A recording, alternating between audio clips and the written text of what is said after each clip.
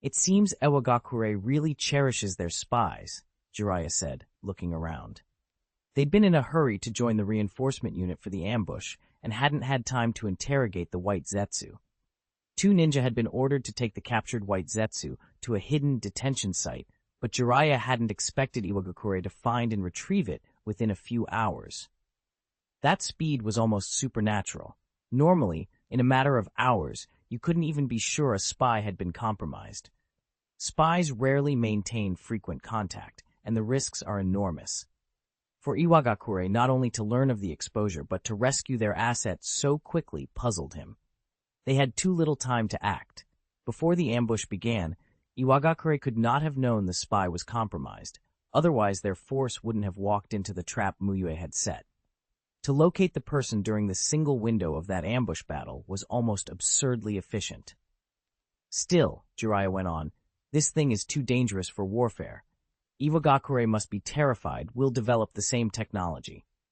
If not for Mu Yue's ability to sense hatred, malice, Jiraiya wouldn't have had any reliable way to expose such trickery. A transformation technique that even sensory ninja couldn't detect was a nasty weapon. We can only hope the village can study a countermeasure once this intelligence gets reported, Minato Namikaze said, worry shadowing his eyes. If no solution were found, Mu Yue might have to stay on the front lines against Iwagakure for a very long time before any peace talks could happen. Mu Yue nodded, wearing a worried expression, but inside he was calm. He had known about all this for a long time. His shadow clone had even been involved. He did not want Konoha to get hold of the White Zetsu. It wasn't that he feared Konoha learning Madara Uchiha was alive. That outcome could even be useful. What he feared was the White Zetsu themselves. On the surface, the White Zetsu appeared like weak, tool-like intelligence assets, but in truth they were a treasure trove, full of Hashirama cells.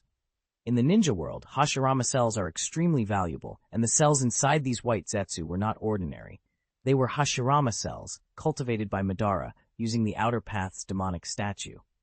If Konoha obtained the White Zetsu, figures like Danzo Shimura and Orochimaru would surely get a portion of those bodies and begin research that Mu Yue could not control. Even so, Mu Yue would not let the White Zetsu escape. 2 White Zetsu had already acted as Konoha ninja before his shadow clone intervened. After the White Zetsu had knocked out the guarding ninja, Mu Yue emerged, killed all 5 White Zetsu involved, and sealed them into a scroll. Hashirama cells were too valuable to allow anyone else access. In the original timeline, Obito only had a normal Mangekyo Sharingan, but with Hashirama cells, one could use Mangekyo abilities without suffering the usual side effects. In the future, if Shisui and Obito awakened the Mangekyo and Mu Yue's planned Yang release training didn't fully solve the problem, those White Zetsu would prove indispensable. Konoha, Hokage Building, Hokage's Office. When Hiruzen Sarutobi received Mu Yue's field report, Konoha's crushing defeat of 2,000 Iwagakure troops, he actually smiled in surprise. This outcome far exceeded his expectations. He had thought the reinforcement unit would merely regain ground and that a stalemate would be considered success. But when he read the section about the White Zetsu, his expression changed instantly. He summoned the high-ranking officials. "This is the latest intelligence from the front. Read it," Hiruzen said as they sat in the meeting room. He put a pipe to his mouth, took a deep puff, and let out a cloud of smoke, worry creasing his face. His look made the others in the room uneasy. Danzo Shimura picked up the report, briefly thinking back to earlier news that Jiraiya had been routed and forced to withdraw. That was bad for Jiraiya's reputation, and good for anyone, like Danzo, who wanted Orochimaru deployed instead. But then he read the numbers. Konoha's forces had utterly routed the Iwa contingent, eliminating over 1,600 enemies. He frowned, rechecked the figures, and realized he hadn't misread them. They had won a great victory. The contradictory notes in Hiruzen's face confused him until he read the passage about the Iwagakure spies, and then he understood. There's really a transformation technique that can even fool sensory ninja, Homura Mitokado said gravely after reading the report. Minato and the other seasoned officials all recognized how dangerous such a technique could be on the battlefield. No wonder Jiraiya's unit was so thoroughly beaten earlier. Hiruzen muttered, stroking his beard. He'd already investigated the earlier spy report, Sarutobi Hiromi's case, and come up empty. He had assumed the spy was just clever. Now, it appeared the spy's technique was the real reason. Danzo opened his mouth to argue, but closed it. He had pushed for Orochimaru to lead the reinforcement commander, but given the current situation, the only one who could succeed was Mu Yue. With White Zetsu operating as spies in Iwagakure, few commanders besides Mu Yue could have achieved this result. You were far-sighted to appoint Mu Yue as commander for the reinforcement unit, Hiruzen, Homura said. If not, what returned might not have been victory, but a disaster. Without Mu Yue's sensory ability exposing the spies and his counterattack plans, Konoha's forces, reduced nearly by half and infiltrated, would have had a hellish time holding the line, much less winning. This was an unexpected but welcome surprise. Mu Yue really is the most capable ninja of the new age, Hiruzen said with a smile. He hadn't expected such a decisive victory. One reason he had resisted using Orochimaru was fear that Kumogakure might take advantage of the chaos. Danzo bristled. Mu Yue was clearly a root-trained talent Danzo had groomed. How had Mu Yue become Hiruzen's achievement? Danzo felt like someone had harvested the leeks he'd been carefully growing in secret. Since Iwagakure suffered such losses, why don't we use the victory to force them to hand over the spy intelligence? Utane Koharu suggested. These spies are likely human experimentation products. If we decode their technique, Konoha's intelligence ninjas will be unbeatable. If you can't beat them, join them. Traditional intelligence methods were outdated. Konoha should adopt the technology. Danzo lit up at the idea. Yes, send more troops and take this chance to invade the land of Earth and seize Iwagakure directly. Hiruzen shook his head. That's too risky. If we make a major move now, Kumogakure might take advantage and strike. The consequences could be terrible.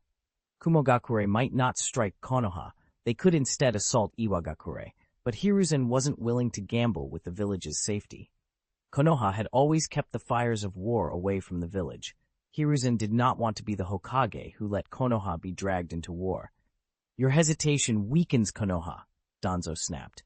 If Konoha makes each invader pay dearly, who would invade us? You only see the gains, Hiruzen countered, rapping the table.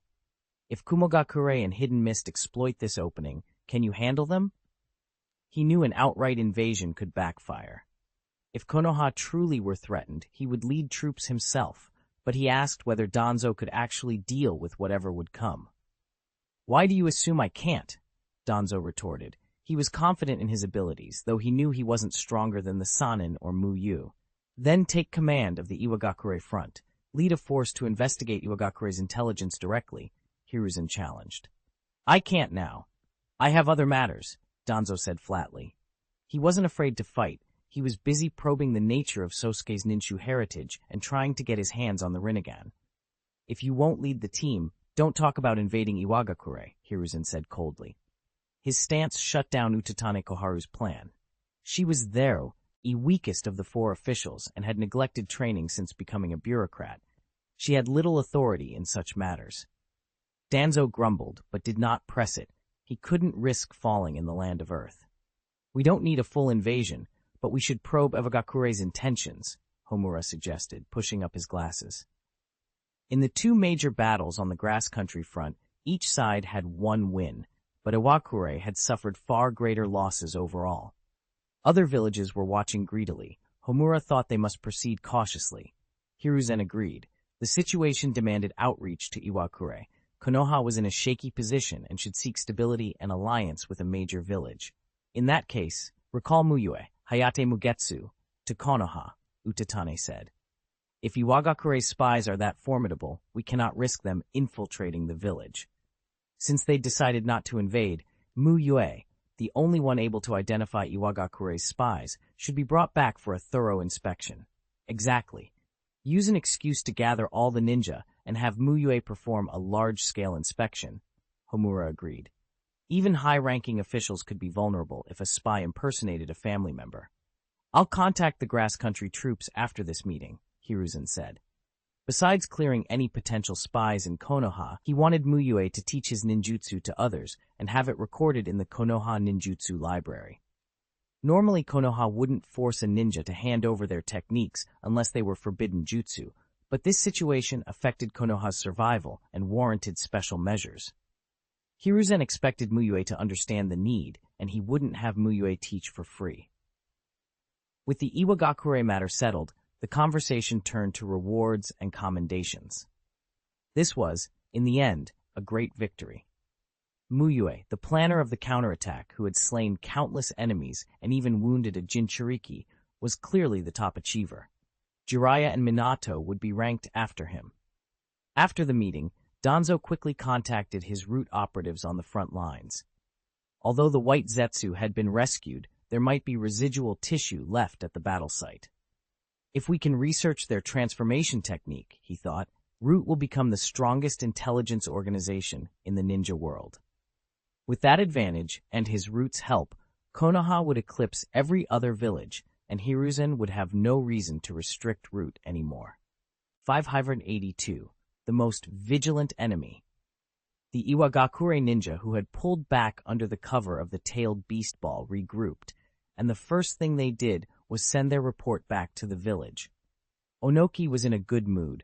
Pleasant weather tends to do that to him, but the moment he realized the dispatch was from the grass country front, his smile changed to curiosity.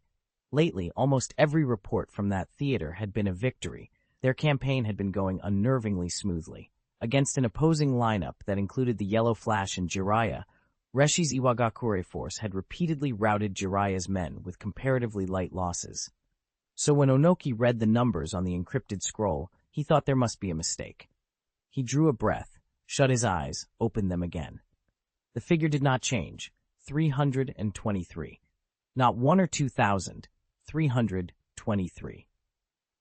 Onoki slammed his fist down on his desk. 2,000 had been sent. After one defeat, only 323 remained. Iwagakure had been building cautiously for years, maintaining reserves of 12,000 shinobi. The idea had been to use numerical advantage to bleed Konoha, force them to send reinforcements, then suffer one controlled setback and revert to a defensive posture. Onoki had considered 500 deaths a tolerable cost. Real battles produce casualties. But to lose nearly 1,700 at once, that was unacceptable. Among the dead were Jonin and elite Rock Squad members, training that many replacements would take years. He read the full report again. The simple conclusion was that Iwakura's overeagerness had led the unit into an abyss. Iwakura had been acting commander. He gave the orders, and he was dead. The responsibility was his, and he could no longer object. Recall them all, Onoki ordered. 300 is not an insignificant force, but with a 2,000-man unit already crushed, leaving the survivors in the field would be tantamount to sending them to their deaths. He convened a high-level meeting at once and laid the battlefield intelligence before Iwagakure's senior officers. Choki's forehead was beaded with cold sweat as he read. He had been one of those who supported sending reinforcements. Now he shared the blame. If he had opposed the decision when it was made, even the worst-case losses would not have reached 1,700.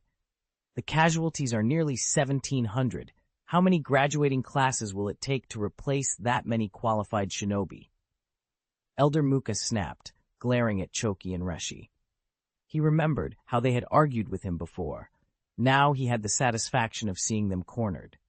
Choki looked to Onoki for support, but the Tsuchikage remained silent. Choki forced his features into a measured expression and spoke. Elder Muka, that doesn't mean our plan was wrong. Our forces forced Konoha to fall back time and again. We had been successful up to a point. It's that the commander who executed the mission met an unexpected circumstance. Iwakura lacked Reshi's maturity and fell into Konoha's trap. Had he not acted so aggressively, the plan would have succeeded. Choki carefully gave the victory to the plan and placed the blame for the disaster on the dead commander. Then he shifted blame further. Our Jinchuriki also acted problematically. He performed a full tailed beast transformation in the unit's center and fired a tailed beast ball into his own comrades who were fighting, apparently to kill Konoha shinobi. That's intentional murder. I recommend a psychological evaluation for Roshi. He may have been overwhelmed by tailed beast chakra. If Roshi had used his power properly for Iwagakure, He might not have been able to defeat Konoha outright, but breaking through should have been possible. With a flick of his wrist, Choki piled responsibility onto Roshi's shoulders.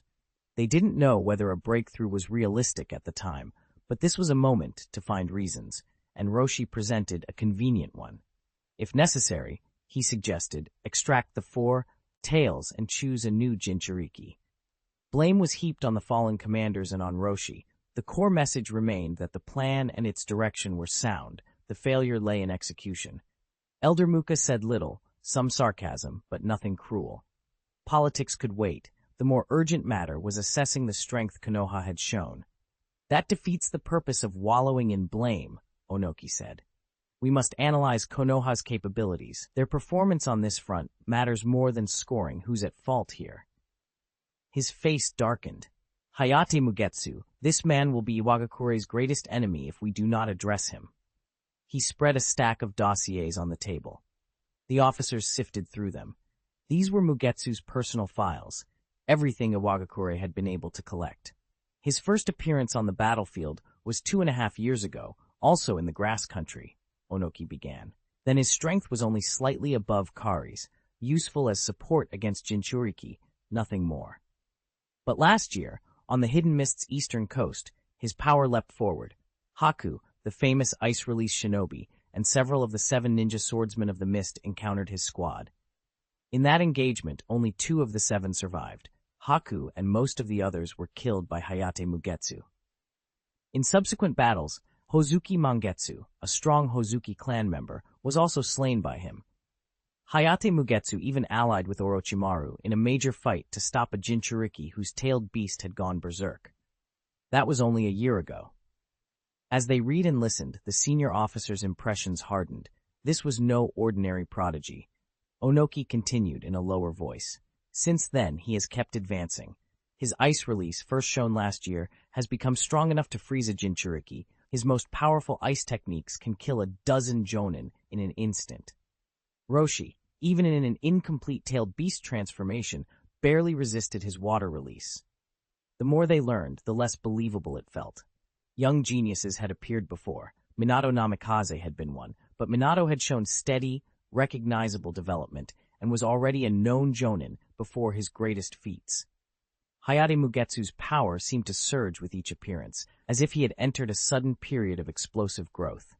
This year he has rarely used fire release against us, but do not forget, on the Hidden Mist battlefield, he earned the title Blazing Sun. Fire release was his strongest art before. I have no doubt he can become proficient in all elemental natures, like the 3rd Hokage. If he reaches that level, with ice release and the Flying Thunder God technique as well, he could surpass the 3rd Hokage. Onoki's comparison chilled them. The 3rd Hokage was a figure none in the current shinobi world dared claim to consistently defeat.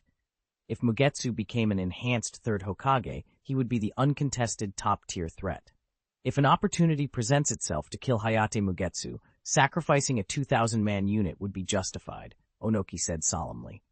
A genius of that caliber could not be replaced by any number of fresh recruits. It might take a century for another to appear. Better to lose units than let such a threat grow. The officers agreed. A 2,000-man force could be rebuilt in time. A Hayate Mugetsu could not. By the end of the day, Hayate Mugetsu had risen to the very top of Iwagakure's list of enemies who must be eliminated at any cost. 583. The first one is today grass country. Around the Konoha ninja force camp, Mu Yue was teaching Kenbunshoku Haki. Besides Obito, Shisui, and the others, Minato Namikaze was also learning from him. Mu Yue had insisted on this himself. It would be too tiring for him alone to be the only one who could detect Iwagakure spies, so he needed Minato's help. He also knew how Konoha's politics worked. Once the intelligence from grass country reached home, no matter how much Hiruzen Sarutobi favored him, someone would find a way to take Kenbunshoku Haki away.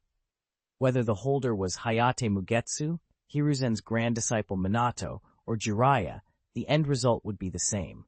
A ninjutsu so important in war would be claimed for Konoha, or it wouldn't be considered acting in the will of fire. Since handing it over was inevitable, Mu Yue prioritized teaching Minato, who had a better relationship with him. He didn't fear Kenbunshoku Haki spreading too much. After localization, it had a much higher threshold than armament hockey. Sensing talent alone eliminated many candidates. Having talent didn't guarantee you could learn the technique. Mastery was another filter. And finally, even mastery didn't ensure you'd awaken Kenbunshoku's unique abilities. Konoha only had a few thousand ninja. After multiple filters, only a handful would meaningfully improve by learning it. In a few years, Mu Yue might already be unbeatable. If he ever wanted to prevent its spread entirely, there were many ways. The simplest would be not to use Kenbunshoku Haki to detect malice as the reason for finding White Zetsu. Another would be to refuse to teach Minato and instead hand over a modified, weakened version himself. In the early stages of training, don't use your eyes to observe, Mu Yue instructed, stressing the early principles. Avoid your opponent's attacks by sensing their aura. There were no powerful beasts nearby, so he had the students split into shadow clones and train with each other. Shisui's clone attacked Obito's, and Obito's clone attacked Shisui's. They rotated roles. Because Minato had greater seniority, his training used a shadow clone of Mu Yue to assist. That created a problem. Excluding Minato, the Kenbunshoku group now had an odd number, leaving someone without a partner. Metkai and Kakashi weren't training in Kenbunshoku Haki after all. Do I really have to let Kakashi split a clone and train with Rin? Obito muttered, grimacing at the thought. Mu Yue could have pointed out that a person could make more than one clone, but he stayed silent. He wanted the students to socialize and bond. In the end, Obito gave up training with Shisui and, adopting an if not me then who attitude, teamed up with Kakashi's shadow clone. Perhaps because it was important training, Kakashi and Obito didn't quarrel. During a break, Minato Namikaze watched and sighed inwardly. Mu Yue's talent for developing ninjutsu matched his talent for learning it. He had actually developed a sensing ninjutsu of this caliber. Minato had strong sensing talent and knew sensing techniques himself, so he felt Kenbunshoku Haki more deeply than the others. By Konoha standards, it was certainly S-rank. What surprised him most was its potential. Even with little practice, he could see multiple directions for development. Wide-range chakra sensing like ordinary techniques, combat application to predict attacks, and deeper perception to distinguish goodwill and malice. If not for its high thresholds, some Hyuga might find their role diminished, and the Uchiha Sharingan's value could fall as well. Mu Yue, I've got good news and bad news. Which do you want first? Jiraiya arrived then, smiling at Mu Yue. Everyone looked up. After such a big victory, how could there be bad news? Had Iwagakure sent more reinforcements into the grass country? Mu Yue thought for a moment. Jiraiya looked too casual. Neither news item seemed catastrophic. Give me the good news. The higher-ups will reward you handsomely. You'll likely get a large sum of money, and if you want, you could be. He offered a prominent post, Jiraiya said. Money was vital for a ninja's advancement. Training resources and tool costs weren't cheap. It was normal in Konoha to reward merit with substantial payments and promotions. Of course, not every ninja wanted a desk job. Jiraiya himself, a famed Sannin, had no office role outside wartime because he traveled to find and teach the Child of Prophecy. Tsunade once held a key role in the medical department, but had resigned when she wanted a lighter life. So what's the bad news? Obito asked. Jiraiya sighed. They want Mu Yue to bring some ninja back to Konoha, and they need to leave tomorrow. Minato blinked. Isn't returning to Konoha good news? If Mu Yue leaves, where will we get such delicious food? Jiraiya patted Minato's shoulder, feigning disappointment. They resembled one another closely, but their cooking skills were worlds apart. Mu Yue leaving would mean worse meals and the loss of a combat force capable of suppressing a Jinchuriki. Minato scratched his head and had to admit Jiraiya was right. It's almost noon. I'll go prepare lunch, Mu Yue said with a faint smile. Jiraiya practically had "I want to freeload a meal" written on his face. You all stop training for now. Eat, rest for a bit, then train again, Mu Yue told his students. Shisui and the others obeyed. Those who could help went to help. Those who couldn't waited for mealtime. Once Mu Yue's cooking was served, conversation dwindled. Regulars knew not to waste words when good food was on the plate. That was satisfying, Jiraiya mumbled after finishing. Even if Mu Yue would leave tomorrow, he was content now. Everyone else looked pleased too. Your contribution will be front page in the Leaf newspaper, Jiraiya added between mouthfuls. You'll be the new #1 of Konoha's young generation. Minato had appeared in the paper often, but usually as a supporting name. With the next issue, Mu Yue's prestige would likely eclipse Minato's. There would be no more Mu Yue of the South, Minato of the North. Mu Yue would be the clear top. Of course, if Minato himself achieved a major victory soon, the balance could shift back, but realistically, that was hard to predict. It's just an empty title, Mu Yue said, waving it off. He didn't care much for rank. Having a reputation like Minato's was already fine. He had no desire to be Hokage.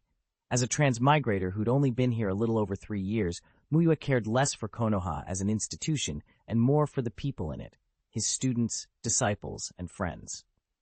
Not entirely meaningless, Jiraiya argued. Prestige and contributions can help one become Hokage, even if seniority normally matters. If Mu Yue were part of the Hokage lineage or had a master-disciple tie to Hiruzen or Jiraiya, with his momentum and ambition, he could almost secure the post. But Mu Yue didn't want that burden. So Minato, work harder, or you might not be able to compete with Mu Yue for the Hokage spot in the future, Jiraiya teased. I won't give up, Minato said solemnly. He admitted he was behind Mu Yue now in strength and leadership, but he wasn't one to quit. He'd train, and if he lost after trying his best, he could live with that. Obito ruffled his hair, his feelings mixed. Yamato and Naruto from the future had told him Minato would become Hokage, the 4th in their timeline. If they could change the future and Mu Yue survived, would Minato lose the chance to be 4th Hokage? Obito was sure Minato would lose to Mu Yue. Compared to Mu Yue's life, Minato's position was trivial. Obito would gladly give up even his own Hokage dream for Mu Yue. He felt a twinge of apology toward Minato. For Lord Mu Yue, I can only make Minato-sensei suffer a little. That afternoon, Mu Yue received a route mission. Danzo Shimura wanted him to find body tissue from an Iwagakure spy. Mu Yue ignored it outright. He didn't want Danzo getting the White Zetsu's body. That was why Mu Yue had his clone finish the White Zetsu off. He suspected Danzo had seen the battlefield report and was envious, sending a tentative request. The next day, Mu Yue and his group left under the reluctant stares of Jiraiya and Minato. Iwagakure's intentions were still unclear, so Mu Yue took only a few dozen ninja, seasoned fighters who had been on the front line. The rest of the support unit stayed behind. Hiruzen's order was to return quickly, and Mu Yue's group marched fast, soon reaching Konoha. It hasn't even been half a month, but it feels like a long time. Obito sighed as Konoha's main gate came into view. It hadn't been his first war, but this one left an impression as strong as his first. He'd never seen the Konoha force look so ragged. When they rendezvoused, morale was low. It was also his first major war with over 3,000 combatants. Konoha's 1,200 plus, Iwagakure's nearly 2,000 made about 3,200 total. During battle, it felt like enemies were endless, and he hadn't dared use flame-breathing chakra mode for fear of exhausting himself and becoming a burden. Because the pressure this time was greater than before, Kakashi replied. In the hidden mist, they'd simply followed Orochimaru's orders. Here, they'd been sent to support Jiraiya's unit with little information. An unknown, powerful enemy causes a lot more psychological strain. Later, Mu Yue had even involved them in the ambush plan, putting them in unit-level responsibilities. Sometimes I wish war would just disappear, Obito said, remembering the blood and fallen bodies. Sharingan gave him crystalline observation. Seeing an uncle he'd greeted hours earlier, pierced by a kunai, still upset him. Then you'll have to study and train harder, Kakashi said calmly, this time not mocking but encouraging. Obito was surprised. It was the familiar Kakashi tone he knew, and the impulse to sock him came back immediately. Look at Mu Yue and Minato-sensei. Do you think you're ready? Kakashi reverted to the teasing voice. Obito bristled but felt the point. After entering Konoha, Mu Yue reported to the Hokage's office. Dismissed. I will report the mission details to the 3rd Hokage, he told his group. The other ninja waved farewell and hurried off to see families they'd been away from. You all are dismissed. If you want to go home, go. If you want to train, head to the south border forest, Mu Yue told his disciples who remained. Rest freely for 2 days. If there are no other matters after that, we'll resume training. They were at a crucial stage. Once they mastered the new techniques Mu Yue taught, each would improve significantly. Even after a major battle, Mu Yue didn't give them long to rest. Uchiha Madara's moves were growing brazen, and they needed to be stronger for the chaos ahead. Yes, Lord Mu Yue. Obito nodded. He planned first to visit his grandmother, then head to the south border forest to train. The other disciples had similar plans. Kakashi intended to buy the Leaf newspaper before going to train. He wanted to see how the village reported the victory and Mu Yue's role. Mu Yue walked to the Hokage building and knocked on the wooden door. "Enter," came Hiruzen's voice. "Third Hokage," Mu Yue greeted. "Mu Yue, you truly bring surprises," Hiruzen said with a wide smile. "I pushed past opposition to appoint you commander because I trusted your steadiness and believed you could change the situation. You've done more than that. You eliminated over 1,600 enemies, 400 more than the number of people in your unit." Hiruzen didn't mention Kenbunshoku Haki. He simply praised Mu Yue's achievement. Chapter 584, The Second Wood Release Ninja. "It was just a coincidence that we managed to catch the Iwagakure spies. Otherwise, we wouldn't have been able to win so easily with fewer troops," Mu Yue said humbly. "How can that be coincidence? That's your ability, Mu Yue." Hiruzen Sarutobi replied with a chuckle as he set the documents down. "If you hadn't mastered that sensory ninjutsu that distinguishes malice, this wouldn't have been a narrow victory. It would have been a crushing defeat." Before Mu Yue uncovered those Iwagakure agents, even Hiruzen had not realized there was a transformation technique in the ninja world that could fool sensory ninjutsu. If those spies had remained undiscovered, it wouldn't have been a simple loss. Panic would have spread. If another clan had produced spies, Hiruzen might have treated it as an isolated incident, but if the Uchiha were involved, he would suspect a coordinated coup with other villages. The Konoha leadership had always viewed the Uchiha with suspicion because of their history. Without Kenbunshoku Haki, Iwagakure spies are impossible to guard against. Third Hokage, Mu Yue continued, seeing Hiruzen bring up the subject. "We should select some shinobi with sensory talent to learn Kenbunshoku Haki. If only I master Kenbunshoku Haki, I won't be able to cover too many areas," Mu Yue added modestly. Hiruzen smiled more deeply. Mu Yue had been proactive, good for the village, and good for appearances. He admired Mu Yue's awareness of the bigger picture. It wasn't that he coveted Mu Yue's techniques. Kenbunshoku Haki really was crucial. If Mu Yue taught it and then died, Konoha would be blind to any future disguised spies. "This is what I should do as a Konoha shinobi," Mu Yue said earnestly. "Not every Konoha ninja can contribute like you," Hiruzen said with a smile. "Are there any particular jutsu you're interested in? Anything but forbidden techniques. I can arrange it." Mu Yue hadn't just done the village a favor. He'd offered to share the sensory ninjutsu he'd developed. Hiruzen was willing to grant any request that wasn't taboo.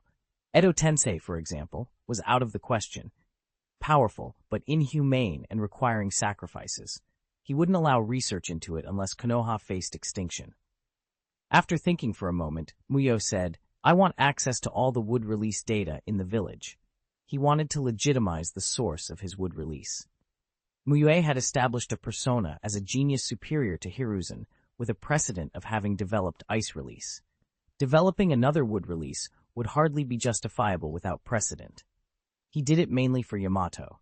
If Mu Yue's wood release became public, Yamato's existence would be less suspicious. With Mu Yue as a precedent, the first wood release user of the new generation, Yamato's abilities would seem more plausible. Wood release? Hiruzen was taken aback. Wood release could only be used through the wood release bloodline limit. "Do you mean?" Hiruzen recalled how Mu Yue had developed ice release after visiting the snow country and witnessing similar techniques. If anyone could repeat that process, it might be Mu Yue. If it's Mu Yue, it might actually work, he thought. Mu Yue had already developed ice release. That track record made success plausible. "I want to see if I can learn from my predecessor's experiences to develop wood release," Mu Yue replied honestly. He needed a legitimate trail to explain his abilities. Otherwise, his wood release would invite only two conclusions: experimental use of Hashirama cells or being an illegitimate descendant of the main Senju line. "All right, I'll have someone prepare it and send it to you through the Anbu," Hiruzen agreed. But don't obsess over it. If you make no progress, focus on other abilities to keep growing and return to wood release later. Though Mu Yue's talent seemed extraordinary, Hiruzen didn't want him to waste his prime training years chasing a possibly unreachable power. Mu Yue might have been lucky once developing ice release. Wood release had only ever been exhibited by the ninja god, Senju Hashirama. Even Hashirama's descendants failed to reproduce it, so the village considered wood release uniquely difficult and powerful. Hiruzen believed Mu Yue would still become a top-tier genius even without wood release, but if he did manage it, his potential would explode, maybe even to the point of becoming a second ninja god. The idea of a second first generation was excessive, but the thought lingered. Thank you for the reminder, third Hokage-sama, Mu Yue said. Are there any other jutsu you want? Hiruzen asked with a smile. He was willing to consider more requests. For now, I want to focus on researching wood release, Mu Yue declined. Even geniuses needed to pace themselves. The other jutsu he might be interested in were forbidden, and Hiruzen couldn't grant them. You can come to me if you're interested in anything else later, Hiruzen said. The village will hold a memorial for the fallen heroes the day after tomorrow. All the shinobi will attend. Use that to help screen for Iwagakure spies. Since ordinary sensory ninjutsu failed against those spies, Hiruzen and the other leaders wanted Mu Yue to perform a thorough check. Mu Yue nodded in agreement and reported a few battlefield matters. As he left the Hokage's office, he handed Hiruzen the scroll with the Kenbun-shoku haki training method. Kenbun-shoku haki is different from ordinary sensory ninjutsu, Mu Yue explained. It requires a certain level of proficiency to sense good and evil accurately. Hiruzen nodded thoughtfully, and after Mu Yue departed, unrolled the scroll. As a student of sensory techniques, he quickly understood what Mu Yue had created. What a brilliant idea, Hiruzen murmured. This sensory jutsu isn't just useful for reconnaissance, it would be a tremendous asset in combat. One copy of the latest Leaf newspaper, please, Kakashi said as he entered his usual shop and handed over a bill. The headline was impossible to miss. Konoha might displayed. Frontline forces win with fewer numbers, crushing Iwagakure, over 1,600 enemies eliminated. Kakashi read on. Recently, Iwagakure dispatched a large force to assault our borders, numbering over 2,000. Against that, our forces numbered only 1,200, a huge disparity. Even so, under the leadership of Hayate Mugetsu, our troops faced impossible odds with the Will of Fire and defended the Land of Fire and Konoha. As expected, Mu Yue dominated the coverage. He and Jiraiya had both been commanding officers assigned by the elders, but their contributions had to be ranked. Kakashi finished the article. It praised the battle and Mu Yue's leadership without revealing tactical details, which was sensible.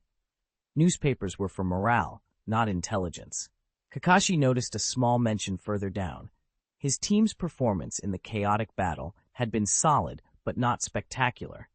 They hadn't used their chakra-burning trump cards like breathing technique chakra mode for sustained combat, so their role was less flashy. That fit, Mu Yue and Minato were getting most of the credit. He folded the paper and hurried to the south border forest. When he arrived, Yamato and Metkai were already there. Shisui arrived shortly after. Obito turned up half an hour later, and Rin Nohara came even later, 50 minutes after Kakashi. Usually Kakashi might tease Obito for being late, but he didn't have the energy. He was using the shadow clone training method. With his body and chakra, he couldn't handle the feedback of multiple clones being dispelled, so he kept his main body practicing lightning release sword techniques while a single clone studied the Yang Seal information. Even after dispelling the clone, Kakashi felt real fatigue, but it was acceptable, worth the gains. He wanted to master the Yang Seal and improve his lightning sword style quickly. Meanwhile, after finishing fire release training, Shisui and Obito exchanged shadow clones to practice Kenbun-shoku haki.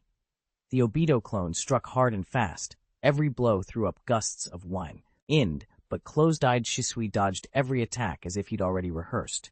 The Obito clone stared, impressed. "Shisui, did you do it?" the clone asked. "Not success yet," Shisui replied. "Just a faint feeling." Obito's attacks were direct and noisy, making them easier to predict. Still, the Obito clone gave a thumbs up. "Pretty impressive," he said. Shisui asked Obito to make his strikes more compact and varied. He needed higher intensity. Shisui's talent for yin release seemed at least as good as his fire release. He might become a leader in Kenbunshoku hockey training, just as he could with armed color hockey. When dinner came, everyone dispersed to their homes. Obito talked with his grandmother for a while before going to his room. He took down a book titled 100 Common Squad Combat Tactics and began reading intently. After failing the written part of the Jonin exam, Obito had bought stacks of books to improve himself. He kept losing interest after a few days, and later battlefield promotions took precedence. But now his drive to learn had rekindled. Even someone as talented as Minato Namikaze had to work hard to become Hokage. If Obito didn't study, how could he compete? He was particularly motivated by his rivalry with Kakashi. He couldn't stand the thought of Kakashi becoming Hokage first. The pale-haired genius already used his authority as a captain in ways that rankled. If Kakashi became Hokage, who knew what would happen? Obito turned the page and read on. 585. Mu Yue's Daily Life. After leaving the Hokage building, Mu Yue went back to his home in the main district. He sent out a shadow clone to clean, then used Kenbunshoku Haki to locate Kushina at the market. Minato had written a letter before leaving the battlefield and asked Mu Yue to deliver it to her on the way. If Kushina had been at the Uzumaki sealing house instead of out shopping, Mu Yue would have had a harder time finding her. As a Jinchuriki and someone learning to control a tailed beast, Kushina's residence was top secret and not open to casual visitors. Even with Mu Yue's rank in the Anbu, he would have had to request permission from Hiruzen through the Anbu to go there. Finding her in the shopping street, however, made it simple. He could just bump into her like any ordinary person. The main district wasn't that big. Running into someone wasn't unusual. Mu Yue kept Kushina's location tracked with Haki while walking casually toward her. She stood in a clothing shop, holding a light pink dress up against herself. "This light pink looks nice, matches our hair," she murmured to herself. Kushina wasn't alone. Xuan Wohua Ling, Karen, the woman Mu Yue had rescued from the grass country, was with her. "Kushina, Karen, long time no see," Mu Yue called, feigning surprise and lifting a hand in greeting. Kushina set the dress down and turned quickly when she recognized his voice. "It's been a while. By the way, Mu Yue, are you still studying sealing techniques? You were in Konoha a while ago but didn't come to me for guidance." She adopted that strict, teacherly tone she always used. Kushina could tell if Mu Yue was in Konoha by whether she'd had her home-cooked meals. If she missed his cooking for 2 or 3 days, it meant he was on a mission or the battlefield. "I am studying," Mu Yue replied. "I just haven't had any questions worth bringing to you." The truth was more complicated. Mu Yue's sealing technique had advanced to a level not inferior to Kushina's. Unlike many of his other abilities that came from the system, his talent with sealing felt native, something he developed bit by bit on his own. He wasn't sure whether it was from his original body or from the soul merging after transmigration, so he didn't want to risk embarrassing either of them by showing off. "Don't belittle small questions. They accumulate and waste a lot of time. Besides, I'm not that busy," Kushina scolded lightly, folding her arms. Having eaten Mu Yue's cooking for so long, she felt it was only fair to return the favor. "Kushina-sensei is right," Karen agreed respectfully. Karen was grateful. Mu Yue had not only saved her, but brought her to Konoha, helped her get settled and apply for subsidies. He'd taken care of the practical, difficult parts of starting over. "Why do you keep calling him Lord?" Kushina complained. "Just call him Mu Yue.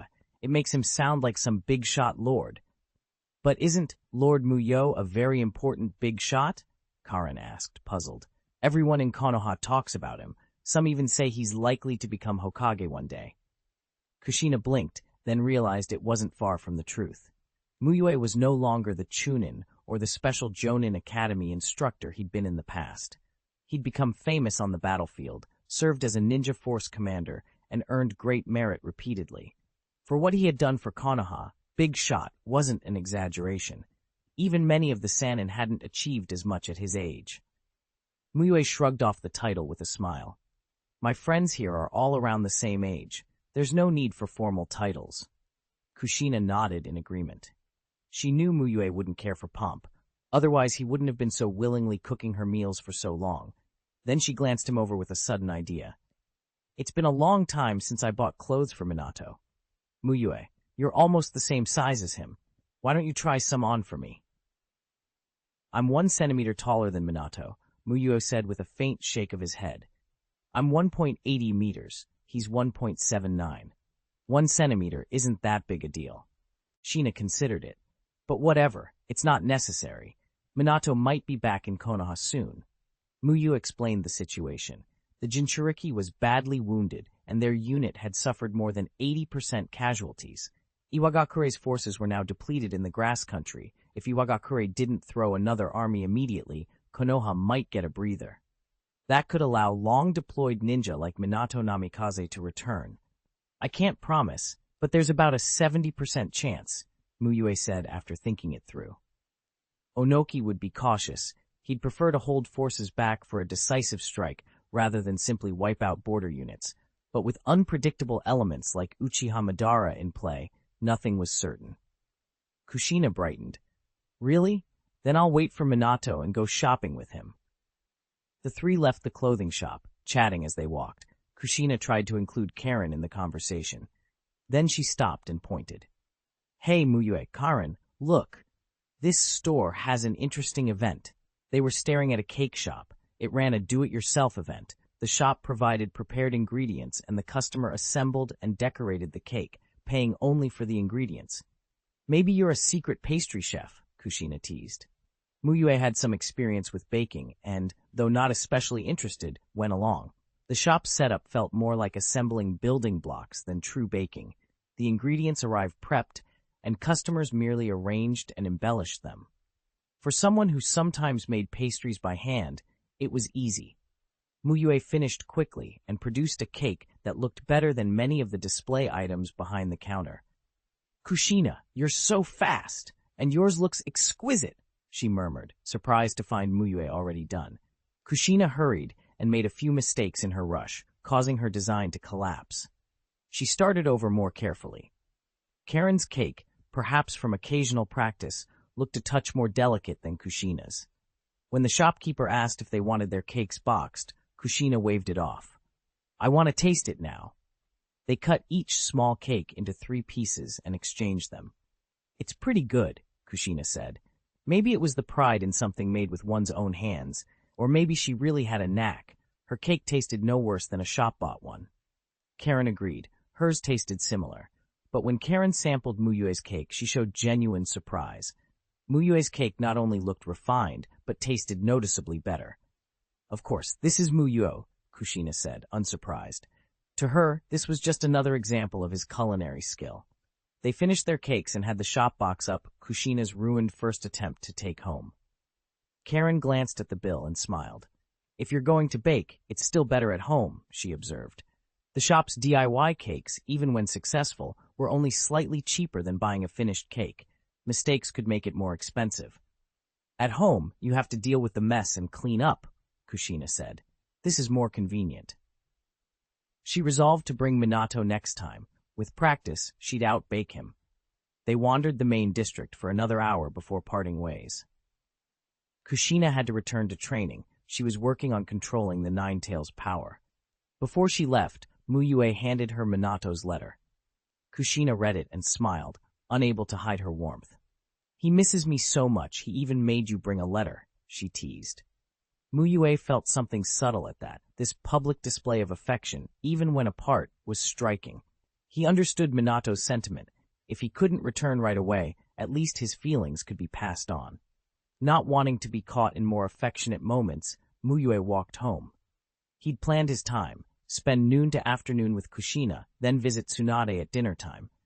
His agreement with Tsunade about cooking had been fulfilled, but Mu Yue didn't see her as a means to an end. She'd become a true friend. Her experience made her company relaxing. As Kushina and Karen's routes overlap, they walked together for a while. Kushina turned to Karen. Karen, isn't Mu Yue really great? Karen nodded. Handsome, competent, thoughtful. There was little to criticize. Kushina dropped her voice conspiratorially. Don't let him fool you. He's actually always been single. I've never seen him with a girlfriend. Karen's eyes widened then, as quickly settled. Maybe Mu Yue simply had high standards. Kushina grinned. If you like him, you should try. In Konoha, besides our Minato, there aren't many as outstanding as Mu Yue. You should seize the chance. They parted with a laugh. Mu Yue's day was ordinary. Shopping, a little baking, a letter delivered. But it carried quiet warmth, friendships, small domestic moments, and the steady undercurrent of duty and possibility. At 5 in the afternoon, Mu Yue set down the scroll on the sealing technique he'd been studying, put it away, and headed out to the market. If he stopped by Tsunade's house, she'd be pleased. If he brought groceries, she'd be ecstatic. He walked to the front yard, where Shizune was practicing taijutsu. She looked up the moment she saw him, and immediately brightened. Mu Yue-sensei, you're back. Mu Yue balanced the grocery bag in one hand and ruffled Shizune's hair with the other. How's your medical ninjutsu study going? Shizune, who was half his disciple in a manner of speaking, beamed. Let's talk inside. I'll help you carry these. She moved forward to take the bag, but Mu Yue lifted it out of reach. Eh? She looked surprised. Mu Yue tapped her forehead gently with his index and middle fingers. I've carried this for a long time. A little walk to the kitchen won't hurt me. Shizune thought of Tsunade then. They were both adults, and Tsunade was older, but Mu Yue felt steadier and more reliable in everyday matters. She went inside obediently to fetch Tsunade and make tea. Oh, he's here. Tsunade's voice came from the bedroom. She'd been lying on the bed staring at the ceiling. She hadn't just woken, she'd gotten up at 11, felt bored in the afternoon, and had dozed off. At Shizune's call, she rose and, in a gust of wind, appeared fully dressed in the living room so quickly Shizune stared. Where? Let me see what he brought. If anything's missing, I'll go buy it. Tsunade found Mu Yue at the kitchen doorway, strode over, and dug into the grocery bag with no ceremony. Not bad. No need to buy anything extra. She nodded with satisfaction. You thoughtful boy. You haven't been back long, and you still remembered me. Tsunade didn't care much for village affairs when she was in one of her slacker moods, but gossip traveled fast in Konoha. She'd heard a lot lately. Mu Yue smiled wryly. I only came back today. If you keep thinking of me like that, I might stop coming. Tsunade gave him an incredulous look. If you don't come, fine. I'll just go to your house and mooch off your food. She shrugged. The idea appealed to her because it meant not washing dishes or wiping the table. That's bullying a junior, Lady Tsunade, Shizune protested, unable to watch the abuse any longer. Tsunade waved her off. What good is being a sannin? Can you eat the title? She was half joking and half sincere. After a beat, she straightened. All right, joke's over. Both of you get out. I'm going to start cooking. When it came to Mu Yue cooking, Tsunade was all for it and retreated to the living room at his urging. One dish needed time to stew, so Mu Yue took the chance to rest.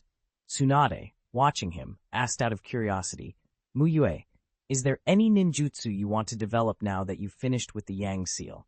Before, their relationship had been a kind of exchange. Mu Yue supplied good meals, and Tsunade taught him medical ninjutsu and helped with his sealing technique development. With the Yang seal complete, Tsunade felt she'd been freeloading. She enjoyed it, but it wasn't a plan for the long term. Mu Yue wouldn't cook for her forever, would he? Yes, Mu Yue said. What type? Wood release. Tsunade flung a cushion at him, light but sharp.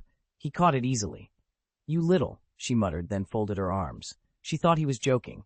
Wood release sounded like a bloodline limit, something far-fetched to aspire to. I'm serious, Mu Yue said, leaning back against the cushion. He'd thought this through. He was no longer the obscure root member or a nameless chuunin instructor. Battlefields and big names, Hiruzen Sarutobi, Jiraiya, Minato Namikaze, had witnessed his rise. He had connections and talent. No one in Konoha had developed wood release since Hashirama Senju, but precedent existed for once-in-a-generation leaps, ice release, breathing techniques, even things that felt beyond normal rules. Why couldn't it happen again? Tsunade watched him closely. Seeing no hint of a prank, she said, That's a bold claim. Mu Yue shrugged. Wood release is just a mixing of water and earth chakra natures. It's rare because it's never happened since Hashirama, but it's not fundamentally different from other nature transformations. Easier said than done. Tsunade crossed her arms. Theory was one thing. Wood release had an almost mythical status. If you're serious, I can help you look through the things my grandfather left behind. Maybe there's something useful. Tsunade couldn't help him directly. She'd never developed a bloodline limit either, but she could lend her family's records and lend legitimacy to the effort. Mu Yue accepted gratefully. Hiruzen had agreed to provide information too, but anything from Tsunade's side carried weight. After all, she was Hashirama's granddaughter in blood. After dinner, at Tsunade's request, Mu Yue stayed to play Ninja Kill for a couple of hours. With only 3 players, they did a 1v2 landlord mode, 1 lord versus 2 rebels. Tsunade had some experience with the game, but Mu Yue had played tens of thousands of matches in his previous life. The difference showed. In the first game, Mu Yue took the lord role and chose Akimichi Torifu. Torifu's skill, multi-size technique, let him reveal the top 3 cards when drawing and gain a temporary damage boost to attack and duel cards. In the early rounds, Mu Yue didn't even activate the skill, drew normally, and pressed the attack. By the second round, he used his skill, but instead of attacking Tsunade directly, Mu Yue played Borrowed Sword to Kill through Shizune to hit her. Shizune's weapon was the Kusanagi sword, which gave an extra attack if the target dodged. Tsunade didn't want Mu Yue to end up with that weapon. Combined with Torifu's damage buff, it would be brutal, so she let Shizune take the blow. Better Shizune lose 1 health than Mu Yue get a suitable weapon. Mu Yue discarded 2 cards for a military ration pill. Its effect increased attack damage by 1 and could save you from death. With Torifu's buff, that attack dealt 3 damage, leaving Tsunade at -1 health. "Shizune, save me!" Tsunade cried, and Shizune discarded 2 red cards to restore her to 1 health point. Mu Yue played Shuriken Shadow Clone technique, which forces everyone else to play a dodge or lose a health point. Tsunade had no dodges. Shizune had already spent her cards and could not help. Without support, she was quickly driven into negative health by Mu Yue's buffed attacks. Tsunade grumbled, "You were just lucky last game." Again. When Tsunade was landlord, Mu Yue still won. When Mu Yue was landlord, Mu Yue won. Shizune began to suspect Tsunade's losing streak was less luck and more a passive curse of its own kind. Later, reshuffling the ninja cards, Tsunade hoped there might be a favorable draw. She flipped through cards, Hyuga, Uchiha, and frowned. Early ninja cards were boring and relatively weak compared to big names like Hashirama and Madara. She sulked like an elder who'd never meet her ancestors in the deck. After dinner elsewhere, Shisui walked around the Uchiha compound with Zoroark. Zoroark had grown quite large and no longer looked cute, so Shisui kept its illusion active so people would see a normal Uchiha boy instead and not frightened children. He'd meant to go home to train, but remembered his agreement with Itachi and headed for Fugaku Uchiha's house. The Uchiha family were in the yard when Shisui arrived. Fugaku noticed something odd. "Shisui, is that?" Zoroark dropped its illusion. Fugaku recognized the beast from the clan meeting and recalled how powerful and unusual its illusions had been. It had left an impression. "It's the 9 beast from that day," Shisui said. Itachi stood, walked over, and looked at Shisui without speaking. Shisui smiled. "Uncle Fugaku, I came to see Itachi." Fugaku and Makoto withdrew to the house, giving the 2 boys a quieter space. Shisui crouched to meet Itachi's gaze. "I didn't forget this time," he said. Itachi's lips twitched in a small smile. "You were talking about becoming an intern ninja before." Shisui continued. Itachi nodded. Shisui reminded him that, as powerful as a lone genius might be, teammates mattered. Unless there was a massive imbalance in strength, a team was a necessity. Even great shinobi relied on others. "Last time I said my intern sensei was Mu Yue sensei. My teammates were Anko, Mitarashi, and Shizune." Shisui wanted to make sure Itachi didn't develop a habit of always working alone out of necessity. Even Metkai needed allies like Obito and Kakashi on missions. It was a small, practical lesson for a boy destined for heavy burdens. The afternoon settled into quiet, ordinary moments, the sort that followed the storms of war and gave everyone a brief, welcome respite. Chapter 587, Choice of the Hokage Position, Land of Fire, Konoha Village.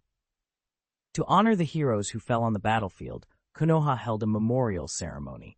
Except for the ninja assigned to public order and security, everyone else was required to attend. Such large-scale ceremonies usually followed a major victory, but given how significant this one had been, and how many had already given their lives, no one felt the gathering was out of place. A massive ninja stood solemnly beneath the huge memorial stone. Gloomy clouds hung overhead, lending the scene a heavy, mournful aura. Even Obito, who rarely let emotion show, found it hard to wear anything but respect. Looking at the densely packed names carved into the stone, a strange feeling stirred within Mu Yue. They are the backbone of the Land of Fire, the pride of Konoha.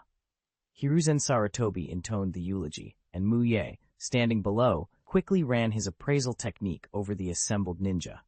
Most of the conspicuously absent ninja belonged to special departments and had already been appraised. He only needed to check those present to finish his survey of Konoha's forces. Though White Zetsu weren't Iwagakure spies per se, White Zetsu had motive to infiltrate the village.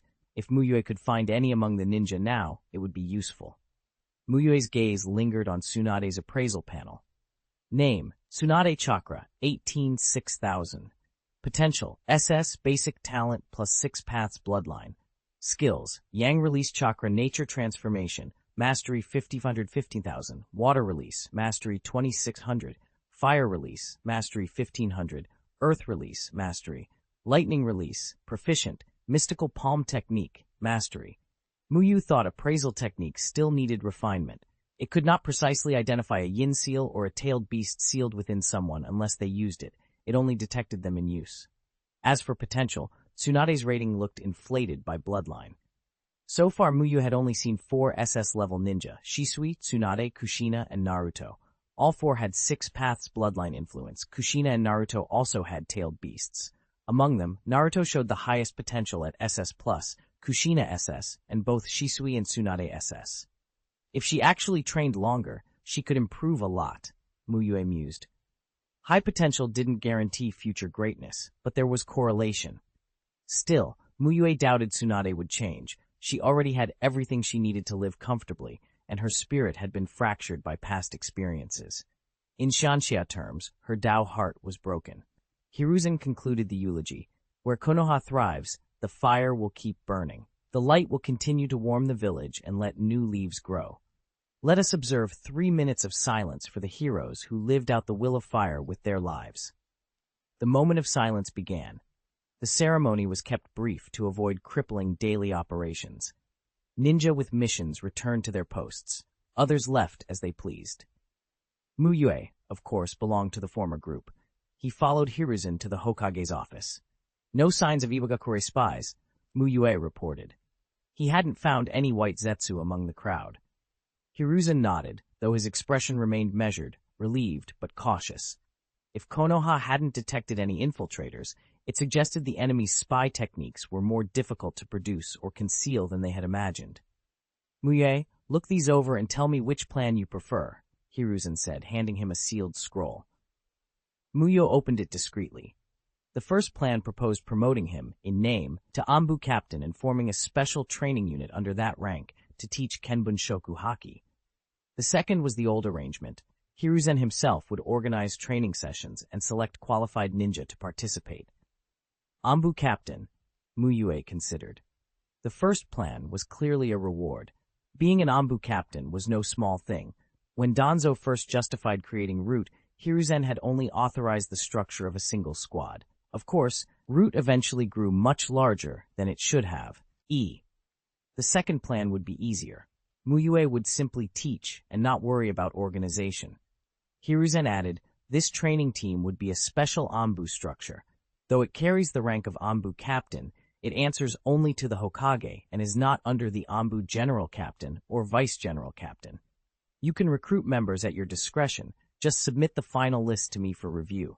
If needed, I can transfer capable ninja from other departments. Mu Yue's mind raced. Practically speaking, Hiruzen was creating another Anbu within the Anbu and making Mu Yue its leader. If Mu Yue had ambitions like Danzo, he could use an Anbu command to develop another Root-like force. Given his captain-level standing, it might even expand faster than the original Root. Could Hiruzen be grooming him to be Hokage or the Hokage's assistant? The idea wasn't crazy. Tsunade was the natural candidate for Hokage by position, strength, and achievements, but she had turned away from the path. Jiraiya had refused in the past and was recently weakened. Orochimaru's cold transformation had cost him credibility. With those three out, the choice would fall to a younger generation, Mu Yue or Minato, who had the strength and reputation to surpass age limits. With Hiruzen having taught Mu Yue, it wasn't implausible. After a pause, Mu Yue answered, "Third Hokage-sama, I choose the first plan." He had no desire to be Hokage or an advisor, but the special Anbu captain title would be useful. It would let him organize training when needed, yet afford him free time when not. However, I don't think we should recruit team members now. During wartime, manpower is tight. I don't want to divert combat power to this. I can complete the teaching work myself. Mu Yue didn't want to create a second route. It would only complicate matters. He preferred to teach when Hiruzen requested and run training sessions of his own accord otherwise. Though the post would be nominally captain level, it would give him space to pursue mastery without constant missions. "If that's your choice, so be it," Hiruzen said, nodding. He had left the decision to Mu Yue and couldn't go back on his word. Mu Yue had the ability. He had trained hundreds of ninja by himself before. Once the plan was set, Mu Yue left the Hokage building and headed to the south border forest to teach his disciples. Watching Mu Yue go, Hiruzen fell into deeper thought. The question of succession unsettled him. He had never expected to worry about having no clear successor. He had three great disciples. One was the first generation's eldest granddaughter, another had been a prodigy from youth, and the third, once slow as a child, had caught up and shown equal strength. With those three, he had never imagined hesitating over a successor. "Let's watch a little longer," he decided. Hiruzen still hoped Tsunade or Jiraiya would be willing. Mu Yue and Minato were promising but too young. The Hokage position was too important to decide hastily. An hour later, an Anbu in black mask and uniform knocked and entered. "Third Hokage-sama, the information you requested has been compiled." The Anbu handed a sealed scroll to Hiruzen. After a brief look, Hiruzen returned it, instructing, "Deliver this to Mu Yue." The Anbu bowed and left, then quickly made his way to Mu Yue's home in the main district. "If you could truly develop wood release, that would make things simple," Hiruzen muttered, lighting his pipe and exhaling white smoke. If Mu Yue could master wood release, Hiruzen wouldn't have to decide. He could take Mu Yue as his disciple, let him gain military merits and build the Anbu, and then step down when the time came. Given Mu Yue's performance, with a few years of focused cultivation, he might become a minor god among ninja. But wood release was a rare way. Hiruzen rated the chance of Mu Yue developing it about as likely as Jiraiya changing his mind. Night fell. Mu Yue received a message from Danzo Shimura and quietly went to the root base. "Mu Yue, how did Hiruzen arrange for you to teach Kenbunshoku Haki?" Danzo asked, impatient. Hiruzen had insisted on discussing it privately with Mu Yue, so the advisors had not objected. Danzo, however, wasn't going to be left in the dark. Mu Yue told him the essentials. "The third Hokage wants me to be the captain of a special Anbu unit." Danzo's face darkened with envy, not at Mu Yue, but at Hiruzen. Back then, no matter how much he pleaded, Danzo had only secured the structure of a single squad. He's being generous. "If you capture an Iwagakure spy again, you must obtain their body tissue immediately," Danzo ordered.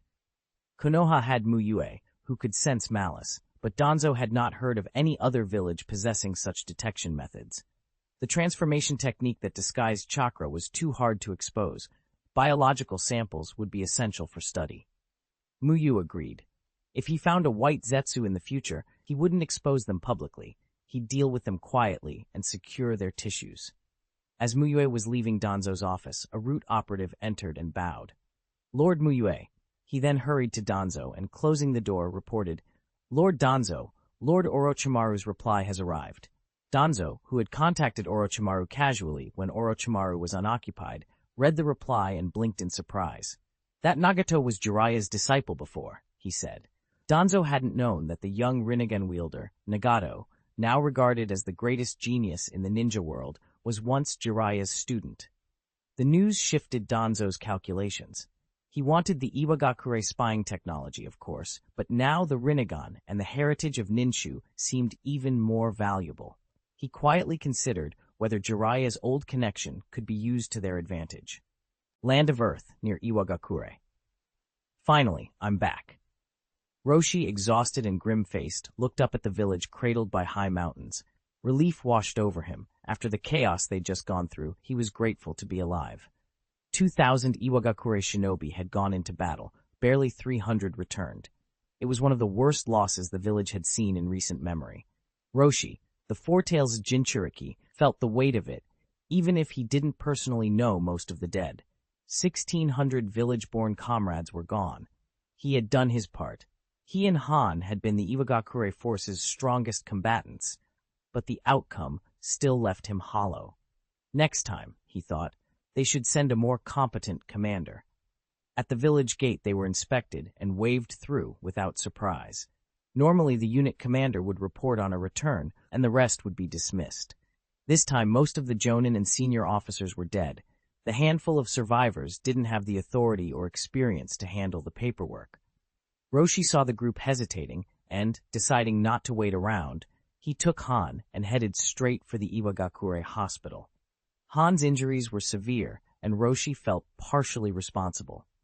The tailed beast ball he'd unleashed to break things open had ended up blowing Han apart as well as the enemy.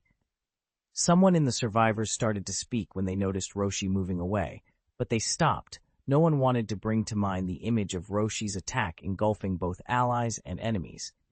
Halfway to the hospital, several Ambu dressed in Iwagakure black halted them. Roshi tensed. "What is it?" "Han needs medical attention." "You don't need to worry. Our people will make sure he receives the best treatment available," the Anbu leader said with a flat voice. Two others stepped forward to take Han into their custody. Roshi didn't stop them despite his irritation. It was more important to get Han to the hospital than to fight. Once Han was in safe hands, the Anbu disappeared back onto the main road. The Four-Tails spoke in his head.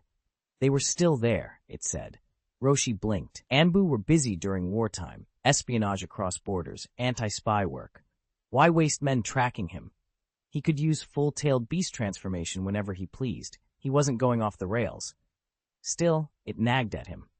He cleaned up, rested a bit, then bought groceries and made lunch. The Anbu were still there, the Four-Tails said when Roshi checked. By night he was sure they were keeping round-the-clock watch. He swallowed his anger and went to sleep to avoid making a scene. The next morning the Four-Tails told him the precise location, underground to the west of his house. The Ambu had tunneled in with earth release. The Four-Tails, attuned to the earth and the lava-like chakra of its own power, sensed it immediately. Roshi marched to the spot, expression cold. "Don't hide. I know you're there." A soft wind lifted dust. Nothing was on the surface. Then Roshi formed signs.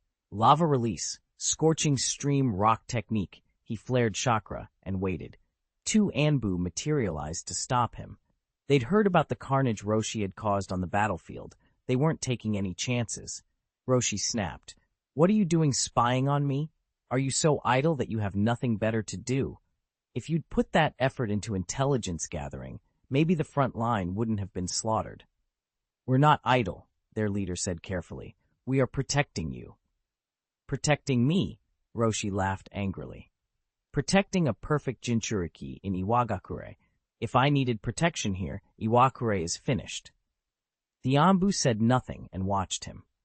Roshi's irritation boiled up.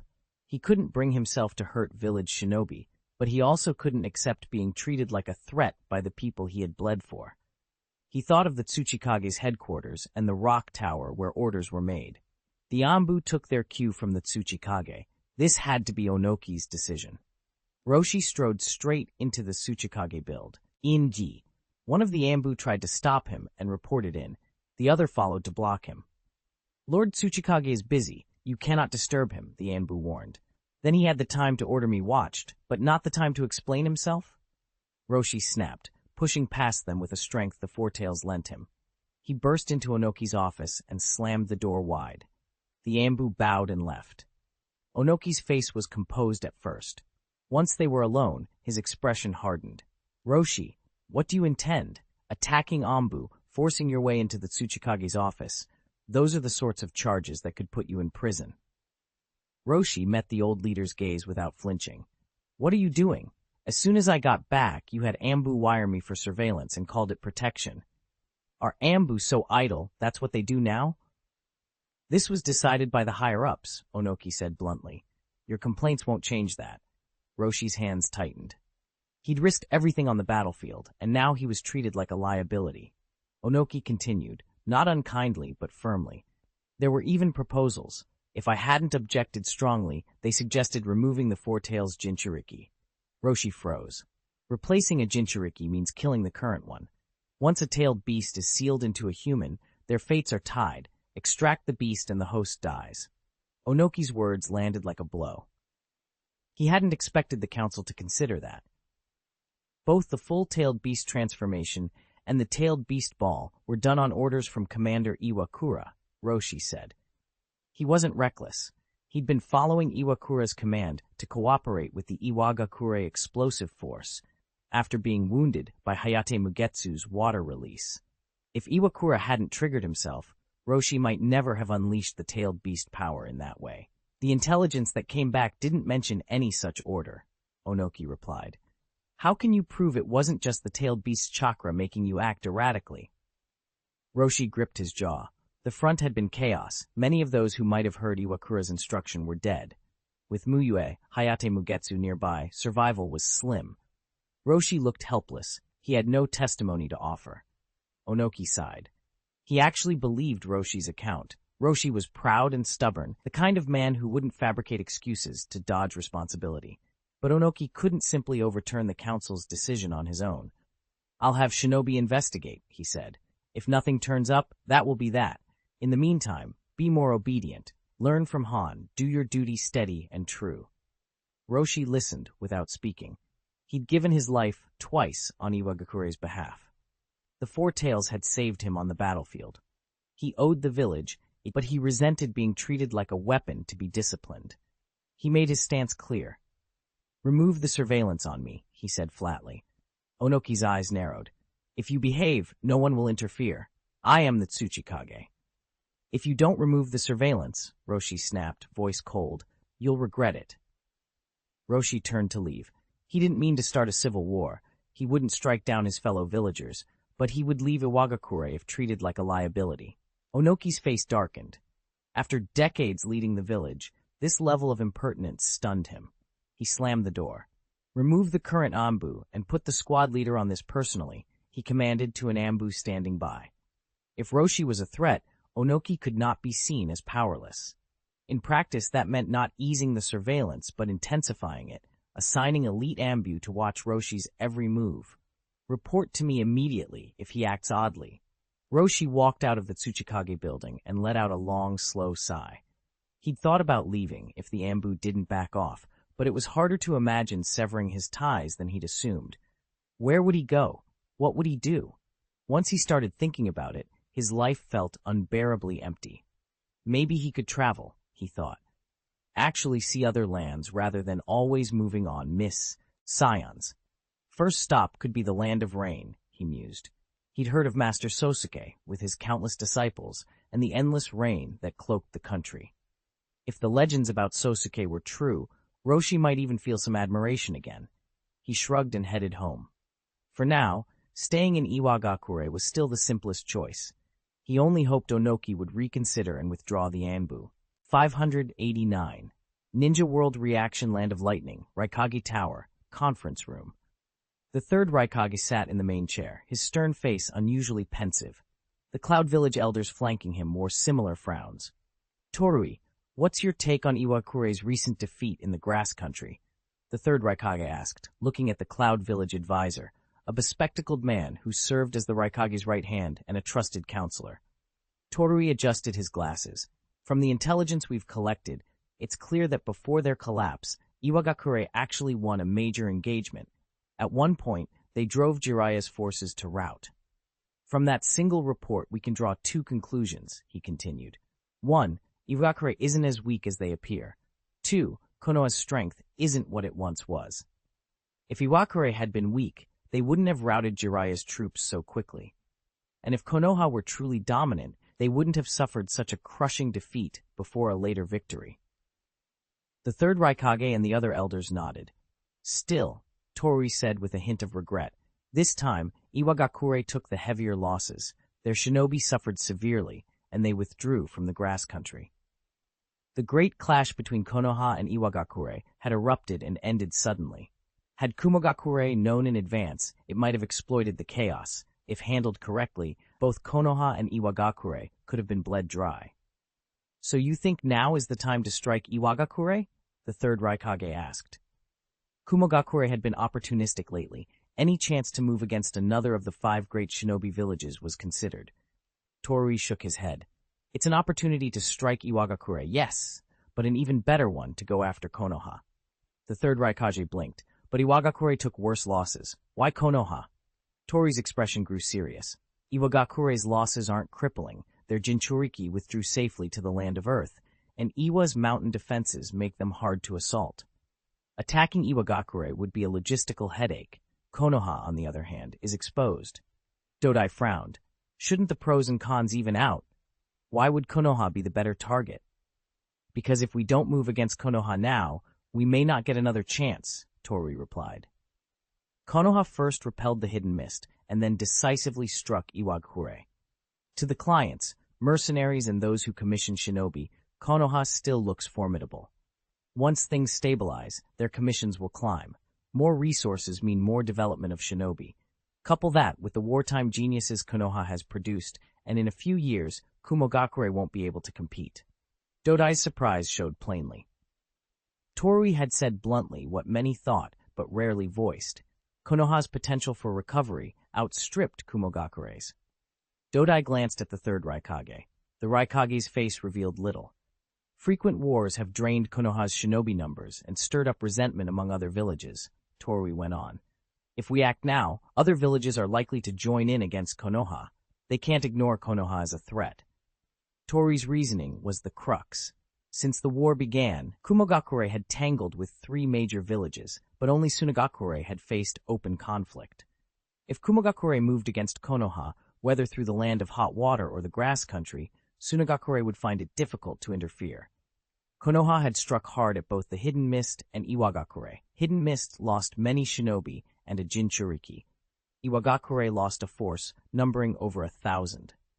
If Konoha showed weakness, Tori believed Iwagakure and Hidden Mist would seek revenge.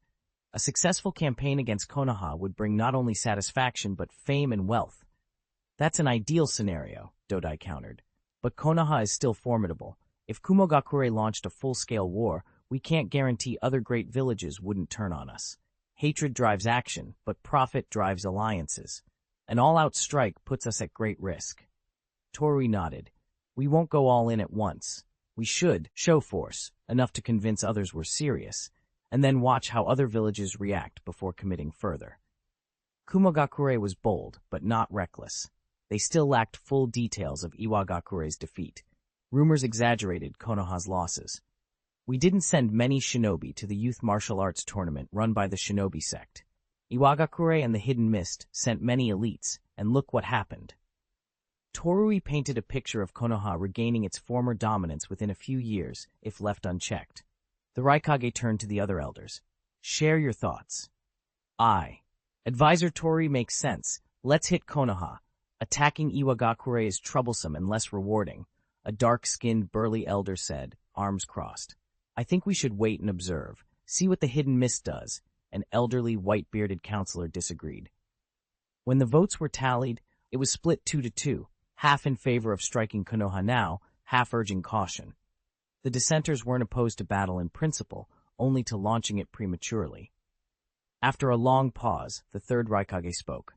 "Tori's argument is reasonable. Explain the plan in detail."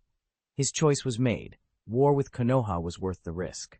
Meanwhile, in the Hidden Mist village, senior leaders met as well. Since their expulsion from the Land of Fire by Konoha, the Hidden Mist had regrouped and watched the shinobi world for the next opening to make a name for themselves. Pride hurt. Their village had rarely participated in a shinobi war only to be trounced. Hayate Mugetsu is no ordinary opponent. No wonder Yagura fell then. Besides Orochimaru, Konoha had a secret ace for us, the third Mizukage said, eyes narrowed. Genshi nodded. The third Mizukage still supported Yagura Karatachi's rehabilitation, showing how much he valued the matter. The other Hidden Mist elders agreed. Although Iwagakure suffered, they still caused Konoha trouble. We could send an assassination team to escalate tensions between Iwa and Konoha. If Iwakure enters full-scale war with Konoha, it would be an excellent chance for us to act, the Hidden Mist Ambu leader proposed. They knew they couldn't beat Konoha outright. Instigating other villages to weaken Konoha appealed more than direct confrontation. Iwa lost many. They're bound to be hostile, another officer added. But Iwa has retreated. If we disguise operatives as Iwagakure ninja to strike Konoha, or vice versa, we'd easily be exposed, a mist advisor warned. Then we wait, the Ambu leader said. Unless Iwagakure and Konoha sign a peace treaty, war will eventually flare again. Actually, it's not just Iwa. We can provoke other villages as well, someone else suggested. Iwa isn't the only one fighting Konoha. Wujin's idea is sound. Hidden Mist must act, the third Mizukage said. Whether they acted directly or played the instigator, they could no longer stand by. If Konoha continued to defeat other villages and grow stronger, Hidden Mist's hope for revenge would fade. After the meeting, Genshi returned home and instructed Mei Terumi and Zabuza firmly, "You two must use this time to train. Our re-entry into the war is only a matter of time, and the next conflict may be harsher than the last." Mei Terumi was taken aback. The higher-ups had apparently already decided to rejoin the fighting. Only the timing remained secret. She wanted to ask if Konoha was the target again, but withheld the question. Such plans were beyond the clearance of a regular jonin. Still, she worried. The chuunin exams and the martial arts tournament had impressed the reality on her. Hidden Mist's top geniuses, when compared to Konoha's best like Metkai or Kakashi Hatake, were relatively modest. Land of Wind, Hidden Sand Village. Rasa couldn't suppress a laugh as he read the report of Iwagakure's defeat. Sunagakure and Iwagakure had long been rivals. The Land of Earth and the Land of Wind shared borders across 3 small countries. This geography had always made relations tense. Rasa remembered the Iwagakure forces stirring near the Land of Rain when Kumagakure had attacked Sunagakure. If Sunagakure had collapsed under Kumagakure's pressure, the 3-way war would have erupted in Sunagakure, not the Land of Rain. Should we take advantage and send troops? Rasa mused. A crushing blow to Iwagakure could restore Sunagakure's standing among the 5 great shinobi villages.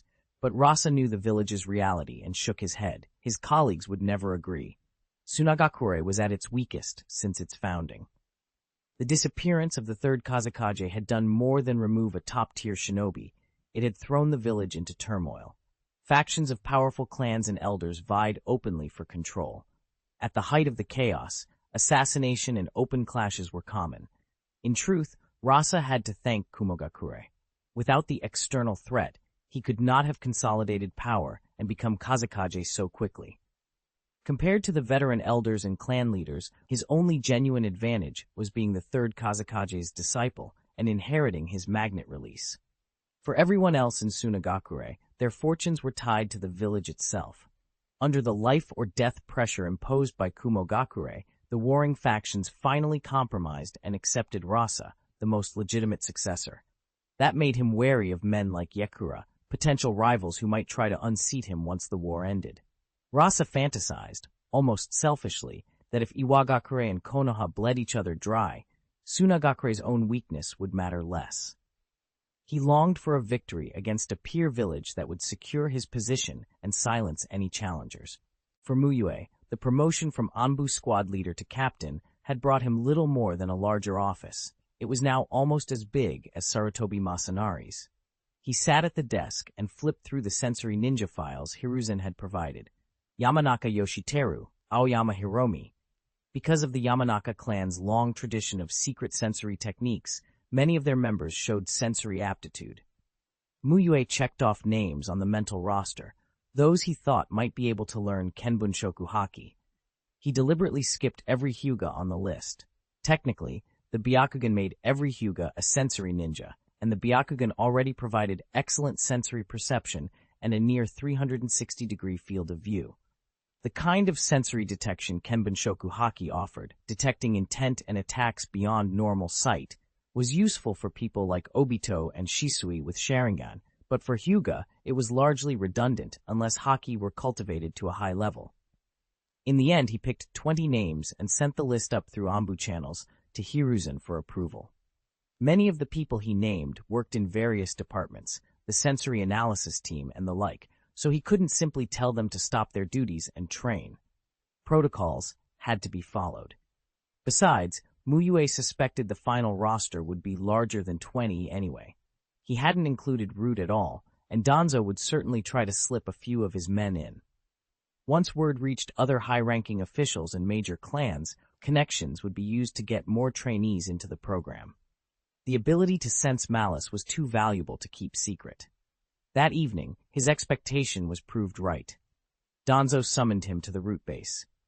Mu Yue, why are there no Root ninja on your Kenbun Shokuhaki list? Danzo asked, looking at him with an accusing expression. He had assumed Mu Yue would remember to include Root. He had not warned him explicitly because he thought Mu Yue would act properly. Seeing the list without any Root members felt like a betrayal. Mu Yue looked genuinely puzzled. The third Hokage's list didn't include any of our Root operatives. Danzo's face shifted from suspicion to a kind of begrudging understanding. He convinced himself Hiruzen must have deliberately excluded Root, perhaps as a provocation. The anger didn't disappear. If anything, it deepened, but he pushed it down. It was after hours. He didn't want to storm the Hokage office and make a scene. Instead, he changed tack. This will cover 6 months' worth of resources, he said stiffly, sliding a scroll across the table. He had been wronged by Mu Yue, but would never admit it. An apology would undermine his authority. Mu Yue offered perfunctory thanks and left. He thought the standoff between Danzo and Hiruzen was probably healthy. Let Hiruzen wear Danzo out, he thought, rather than Danzo suddenly launching some ambitious plan. Alone in his Root office afterward, Danzo brooded. Mu Yue hadn't betrayed him. Hiruzen had interfered. Yet Mu Yue no longer wore the cursed seal and spent more time at the Hokage office than at Root.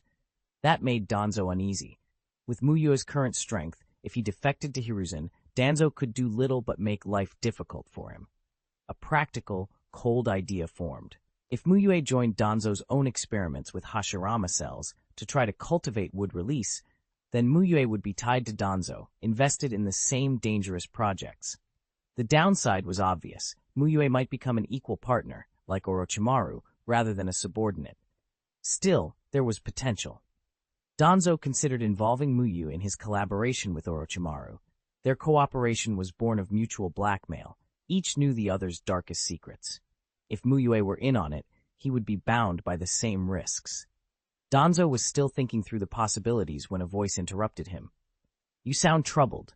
Need to relieve yourself?" The voice was strange and oddly familiar. Danzo's hand went to the kunai on his desk as he whirled. A figure in a spiral mask and long robe stood in the office. Silent, sudden, lie there. The security of Danzo's office was as tight as the Hokage's. An intruder here implied the ability to go anywhere in Konoha. "Who are you? How dare you penetrate Konoha's restricted areas?" Danzo demanded, gathering chakra but holding off on any jutsu. His office held sensitive documents. A fight could cause havoc and draw Hiruzen's attention. "Heh, there's no place I, Uchiha Madara, cannot go." The masked man chuckled. Danzo felt his pupils tighten. That voice, he had heard it decades ago. He had been old enough to remember Madara and Hashirama before Konoha's founding.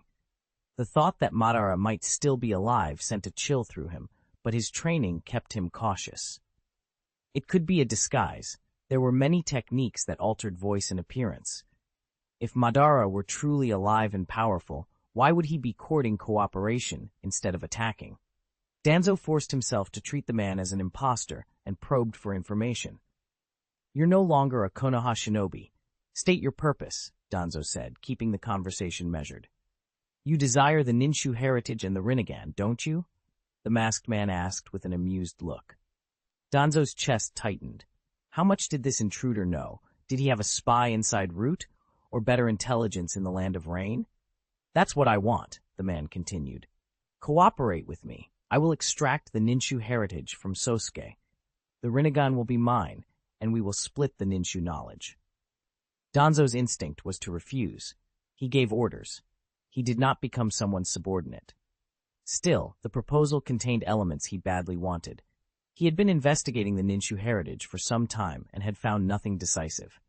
If Sosuke was somehow carrying ancient Ninshu knowledge, someone who, at a young age, had mastered 7 chakra natures and used techniques beyond his years. He was no ordinary prodigy.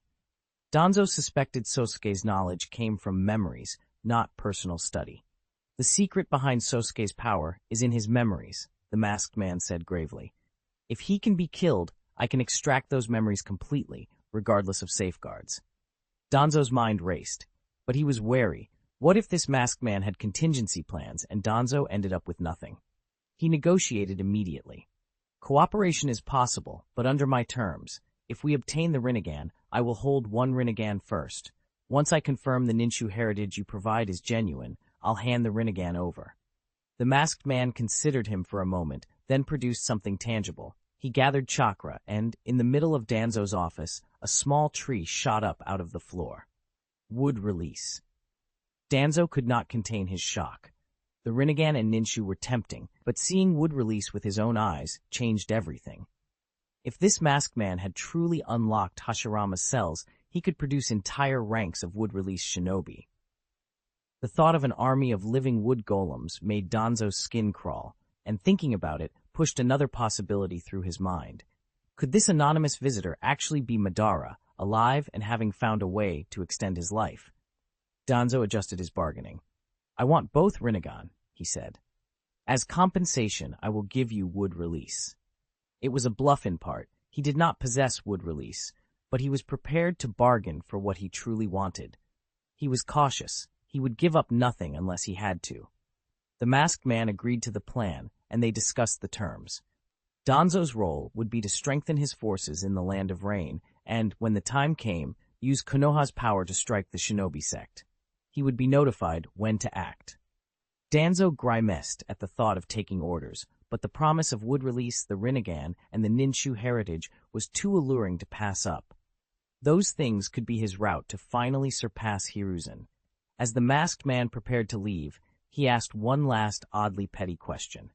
Tell me, he said with curiosity, what does it feel like to relieve oneself?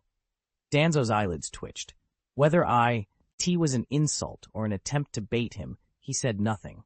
The masked man gave a faint show of regret, opened the door, and then sank silently into the ground, disappearing as mysteriously as he had come.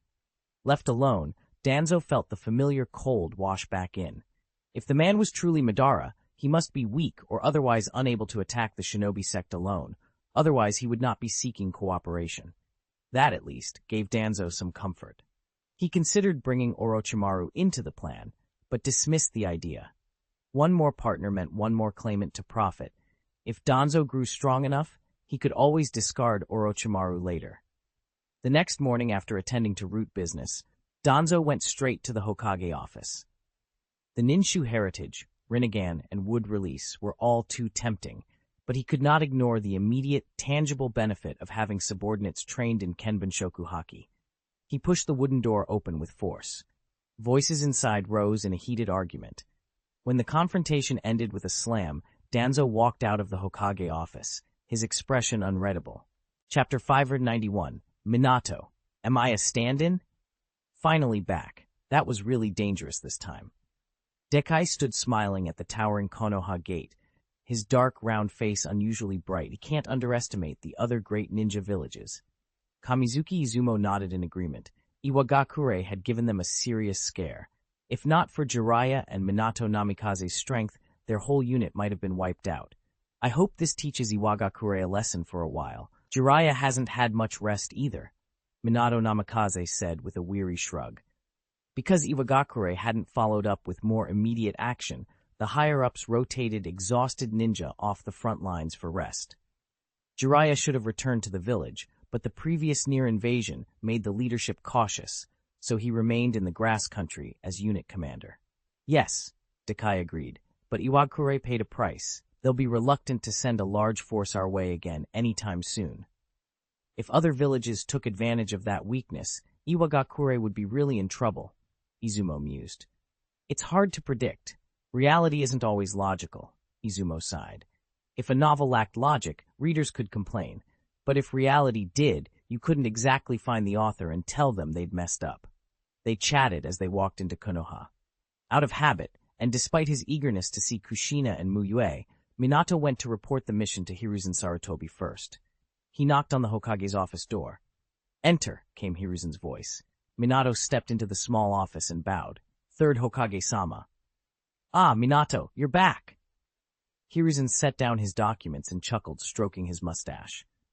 Many came through that door with respect, but a young powerhouse like Minato, so polite and composed, was rare. Hiruzen thought fondly of him, and of Mu Yue too.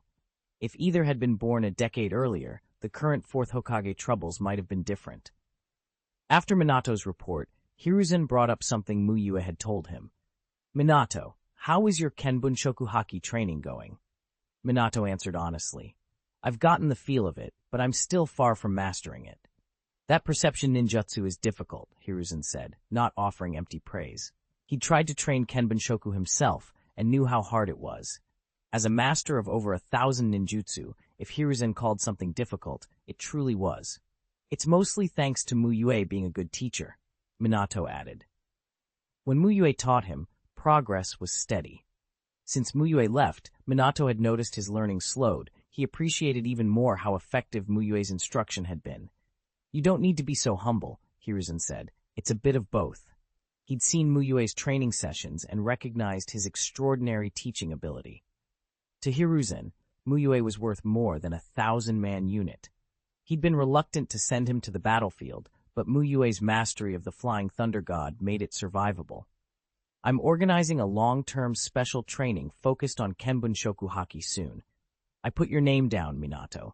Attend when you're not on a mission." Hiruzen's intention was twofold: give Minato rest and get him progressing faster. Minato thanked him. Given his relationship with Mu Yue, he suspected Mu Yue would still teach him even if he didn't attend formally, but he didn't want to overuse Mu Yue's time. Mu Yue never seemed idle.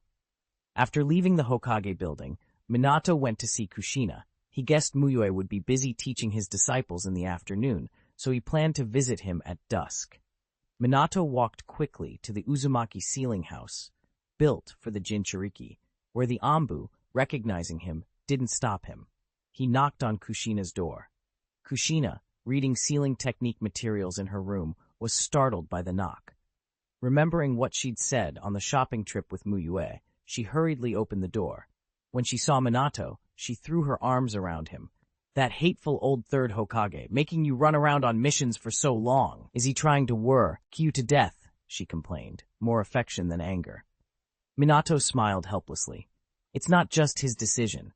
Preventing war from reaching the land of fire is Konoha's duty." Kushina pouted, but it was play acting. She pressed her forehead to Minato's chest and sniffed, checking for other women's scents. Once satisfied, she led him into the room, still fond and protective. Minato's face had a way of attracting attention, and she worried he might be too trusting. "How's your Rasengan training?" Minato asked.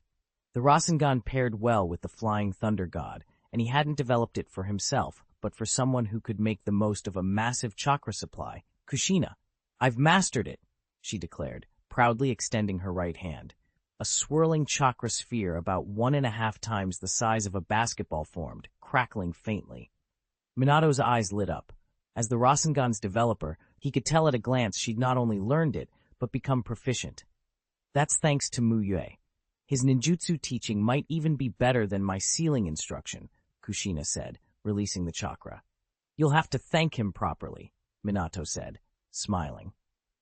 Buying a house next to Mu Yue had been one of his luckiest moves. Even without being neighbors, they might have met eventually, but proximity had turned them into close friends who cooked and trained together, until they trusted each other completely. "That house was a steal," Kushina agreed. "And the food." She clutched Minato and complained about missing fresh hot dishes. Minato braced himself. Kushina's spoiled bouts were hard on him, but he loved it. At dusk, Minato went to Mu Yue's. Mu Yue was in the kitchen prepping ingredients and welcomed him in. "Want to help?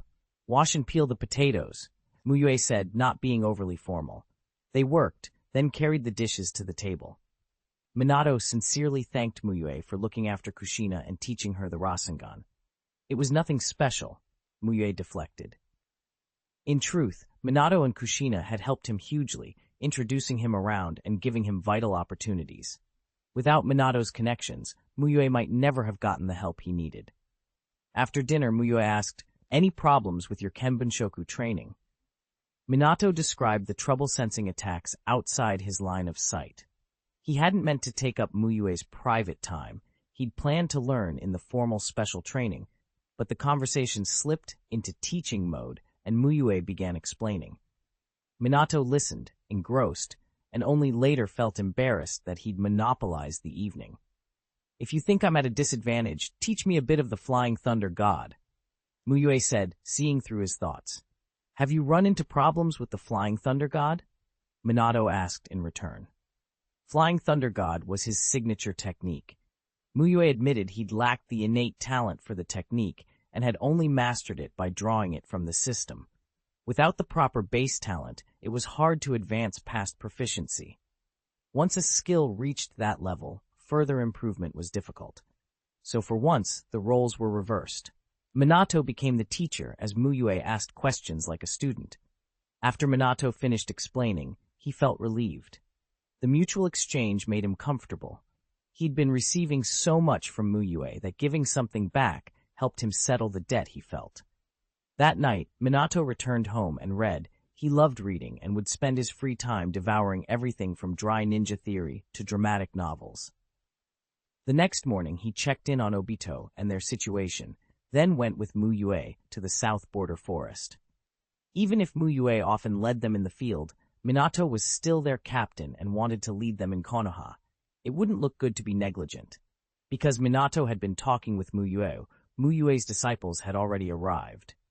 Mu Yue-sensei, oh Minato-sensei, why are you here? Obito greeted, then blinked when he saw Minato.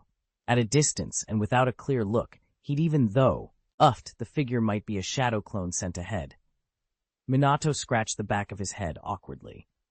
Is there a chance Minato-sensei is actually our instructor? Kakashi said slowly. He had to admit Obito wasn't far off. After following Mu Yue for so long, it was natural to wonder if Mu Yue's other close associates might take a teaching role. Even Kakashi paused when Minato approached. 592. Teaching the color of seeing and hearing. Barring any unforeseen circumstances, I should be able to stay in Konoha for a while. During that time, I'll be training you, Minato Namikaze said after a slight cough. Embarrassed or not, he felt obliged to fulfill his duties as an instructor whenever he had the chance. Obito and the others were his only 3 disciples. The war had kept him away from them much of the time, but if he had free time now and shirked responsibility, he wouldn't be Minato Namikaze. He led the 3 aside. Since Obito and the others had learned most of their techniques from Mu Yue, Minato didn't need to re-teach them ninjutsu basics. And unlike Mu Yue, who always had a meticulous training plan, Minato hadn't trained them in a long while. Given the circumstances, he believed the most effective method was straightforward combat, training in real fights. Combat drills were universal, useful from Jinin up to Jonin. Fighting Minato-sensei, huh? Obito scratched his head. Minato's Flying Thunder God technique was exactly the sort of thing Obito desperately wanted to learn, if only he could keep his opponent from figuring out the secret. No matter how powerful his blue flame or Kakashi's thoughtless blade were, they meant nothing if they couldn't land a hit. Kakashi was calm. If it wasn't challenging, it wouldn't be real training. Rin studied Minato with a thoughtful look, quickly cataloging his techniques in her head. Ready? Tell me when you are, Minato said with a smile. Kakashi and Rin nodded, and Obito, seeing their readiness, signaled he was fine. Then begin. Whoosh! Whoosh! Whoosh! Minato immediately pulled several Flying Thunder God kunai from his pouch and flung them toward the group. Fire release, great fireball technique. Obito formed the signs in a blur and expelled thick flames that coalesced into a giant fireball. Boom!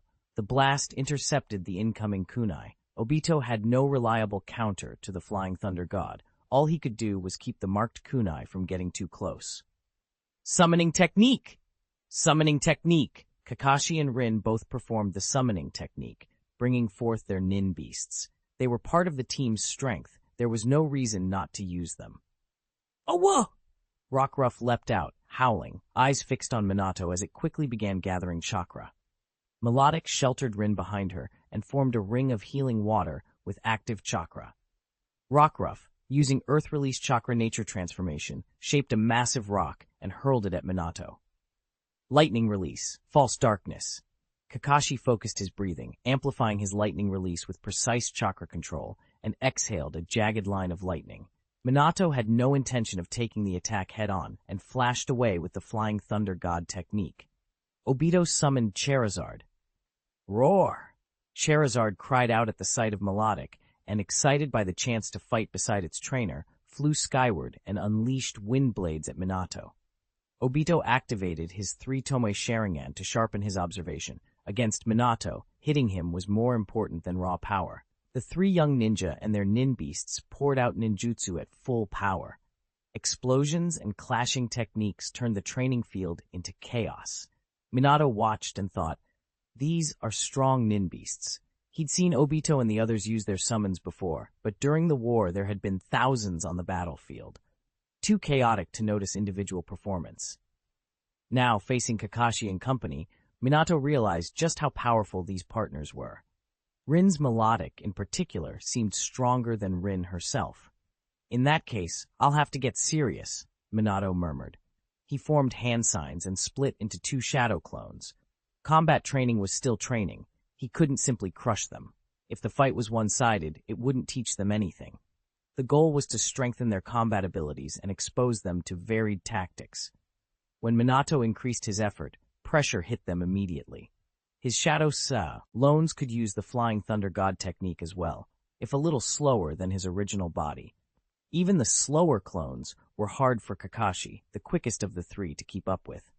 After a few exchanges, Melodic accidentally received a Flying Thunder God mark.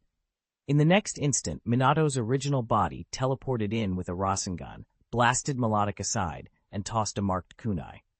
When Rin moved to attack, Minato used the thrown kunai to switch positions and sent her sprawling with a violent elbow strike. Because it was training, Obito didn't panic.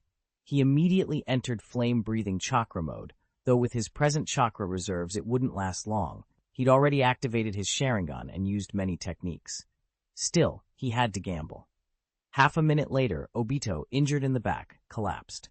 Minutes after that, all 3, Obito, Kakashi, and Rin, and their 3 nine beasts were lying on the ground, breathing heavily.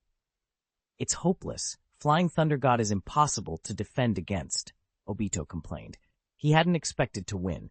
Their teacher had a legendary reputation, but being defeated so cleanly left him unsatisfied. Once I learn Flying Thunder God, I'll beat Kakashi like this.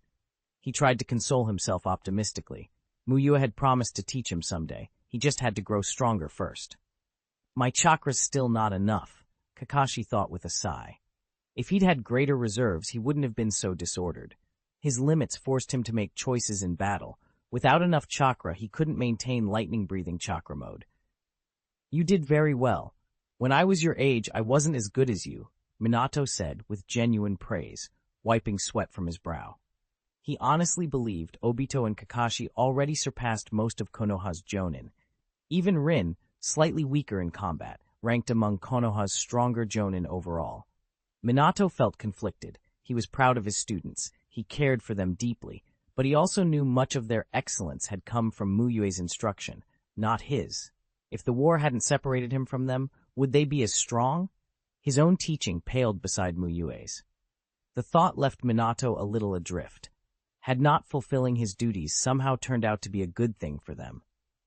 Heh, I think that's because the Toad Uncle isn't as good at teaching as Mu Yue-sensei, and couldn't uncover all of Minato-sensei's talents, Obito said with a pleased smirk. Minato said nothing. Obito's jab about Jiraiya, Toad Uncle, stung a little, but Obito had a point. Compared to Mu Yue's methods, most instructors looked ordinary. After the roster for the Kenbun-shoku Haki special training was finalized, preparations were swift and the course began. The final class numbered 27 students, 7 more than the original 20, including ninja from Root, members of certain clans, and relatives of advisory elders. Mu Yue had appraised most of Konoha's registered ninja. With his excellent memory, he was familiar with the participants, even if they didn't know him very well. This special training differed from previous ones. Lessons ran 3 hours a day, all in the morning. It wasn't that Mu Yue didn't want to teach longer. The curriculum required concentrated, efficient sessions. Earlier special trainings, like breathing technique classes for Root and Anbu, mixed many elements with the goal of rapid strength improvement. This time, the singular goal was to teach sensory ninja Kenbunshoku Haki. Mu Yue had calculated that 3 hours was the optimal length for each session. More time would dilute the effect. Minato attended as well, taking his place among the sensory ninja. He was there to learn too, and couldn't stand beside the teacher the whole time. The sensory ninjutsu I will teach you is called Kenbunshoku Haki, Mu Yue began after everyone had assembled. When learning this, forget what you know of ordinary sensory ninjutsu. The methods are significantly different. Even when described as a localized sensory technique, Kenbunshoku Haki's training differed sharply from traditional sensory methods. The students nodded. Many had already been warned that this training was crucial. Learning Kenbunshoku Haki felt like a mission. When you first learn Kenbunshoku Haki, you can sense chakra within a certain radius and detect attacks outside your line of sight. Mu Yue explained the basic abilities, stressing clearly that it wasn't simply a way to sense malicious intent. When Kenbunshoku Haki reaches a certain stage, you may choose a specialization. You can broaden your perception range, or you can pursue depth and precision of perception. Sensing malice falls into that latter path. Minato, who had already been learning Kenbunshoku Haki from Mu Yue for some time, showed no surprise. The other sensory ninja were stunned. Those well-versed in sensory techniques immediately understood how powerful Kenbunshoku Haki could be. It was no wonder the training differed so much from ordinary sensory drills. Compared to standard sensory ninjutsu, Kenbunshoku Haki offered far richer effects and a much higher ceiling. During the initial stages of training, Mu Yue continued, do not rely on your eyes. Learn to gather information through spiritual perception. After a brief lecture on the technique's capabilities, Mu Yue led them into practical training. With the limited instruction time, he didn't schedule formal breaks. Students were to rest when they needed to. That's all for today. Same time tomorrow, Mu Yue said exactly 3 hours later. The students were left wanting more. Kenbunshoku Haki was far more difficult than any sensory technique any of them had learned. Reward, perception, understanding increased. Kenbunshoku Haki plus 10, sensory ninjutsu 3. Mu Yue glanced at the appraisal summary. Perhaps because the session was short and the class relatively small, the reward wasn't enormous. He wasn't counting on Kenbunshoku Haki to find White Zetsu. He had used his appraisal technique for that. This Anbu captain's importance to Mu Yue wasn't about raising his own Haki mastery. It was about giving Mu Yue the opportunity to organize targeted training later to raise skills he wanted to improve. He planned to run a large-scale sealing technique training to push his sealing technique level higher. To strengthen the Yang seal quickly, he would need better sealing proficiency. Chapter 593. Travel on a Whim, Land of Earth. Iwagakure. Roshi was making dinner for himself at home, as usual. He had learned to cook very young, not because he was naturally domestic, but because his parents had died before he could remember. Cooking was a survival skill. It was also tied to his status as a Jinchuriki. In Iwagakure, a Jinchuriki like him was hated and avoided. Even if people didn't go so far as to spike his food, the sour expressions he saw around him destroyed his appetite. So Roshi shopped and cooked for himself. At least that way he could choose his own ingredients and avoid anything spoiled. Still, even a man with a lot of experience in the kitchen had an off night. The fish got burnt and the soup was oversalted. "Onoki, was this your doing?" Roshi muttered, dragging a face as he ate the scorched fish and sipped the briny vegetable soup. The Anbu weren't gone. They had only been replaced by a fresh team.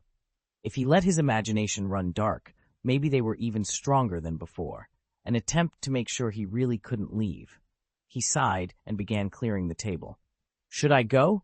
Roshi asked the four tails in his mind. He still hesitated. He wasn't usually indecisive, but this was a big matter, one that affected both him and Iwagakure. He had reason and stubbornness both. If he ran now, it would be a severe blow to the village. A Jinchuriki wasn't just a powerful fighter. A tailed beast gave a suppressive force no ordinary shinobi could match. A Jinchuriki with full tailed beast transformation could fire multiple tailed beast balls in succession, something even the greatest human powerhouses couldn't replicate. The chakra gap was too large. Although I'm inside you, your leaving means I go too. But decide for yourself, the Four Tails replied. As a self-aware tailed beast, it wanted to be free of Iwagakure's control, but it also recognized Roshi and didn't want to force a choice on him. If Roshi later regretted leaving, the beast didn't want to be blamed for pushing him. I can't decide on my own, that's why I asked you, Roshi said, exasperated. If he could be decisive, he wouldn't need the Four Tails counsel. There are only two options, the Four Tails said plainly. Stay or leave. If you want to stay, then stay. If you want to leave, then leave. Roshi sank into thought. The Four Tails' words sounded simple, almost brusque, yet they hit the crux of the matter. He didn't need to obsess over political fallout or whether the village would hunt him. The real question was whether he wanted to stay. A rush of memories came, his hard training as a boy, trying to master the beast's power so people would treat him normally. He had hoped that if he controlled the tailed beast, he would just be another ninja with more chakra. But effort didn't always change people's hearts. When he grew stronger, fewer people dared show him open contempt, but the acceptance he had wanted never came. He remembered the recent battle. Following Onoki's orders, he had fully transformed and used a tailed beast ball to break through with the troops. He had never expected praise for that. His method had left enemy blood and the blood of comrades on the retreat path. He didn't expect to be monitored afterward, and his explanations hadn't removed the surveillance. Sometimes he wondered, if he'd refused Onoki's order in that fight, if he hadn't transformed and hadn't fired that tailed beast ball at the Allied troops, perhaps his death would have been seen as martyrdom, and he would be remembered as a war hero. Instead, he was the monster who had killed comrades. The office conversation with Onoki, the whispers on the street, the odd looks, all crowded his mind. The confusion on his face began to clear. If things had come to this, there was only one answer. I'm leaving, Roshi said firmly, saying it felt like dropping a weight. Once he thought it through, he realized there were hardly any reasons to stay. Stay for the Anbu who watched him? For the villagers who would never view him as fully human? For Onoki, who wanted to forget him into an emotionless weapon? No. "Ha, so you've made up your mind," the Four Tails said, almost relieved. It had watched him since the beginning, seen the good boy who strove upwards become an isolated, stubborn man. To the beast, Roshi had been used and restricted by Iwagakure just as it had been. If anything, Iwagakure owed Roshi. Let that old man Onoki regret it, Roshi said with a small smile as he put the washed dishes away. He meant what he said. He didn't want a big scene. He didn't intend to murder the people who had slighted him, just to leave. His departure would be a huge problem for Iwagakure already. There was no point in making more trouble than necessary. He sat in the yard and read until late, planning to go when most would be asleep. The Anbu watching him noticed he had been out longer than usual, but it was a subtle change, nothing they considered suspicious. They recorded it and didn't alert Onoki. It's about time, Roshi said when the world had gone dark. He closed his book and put it back on the shelf. This was his home. If he left, he didn't want to leave it messy.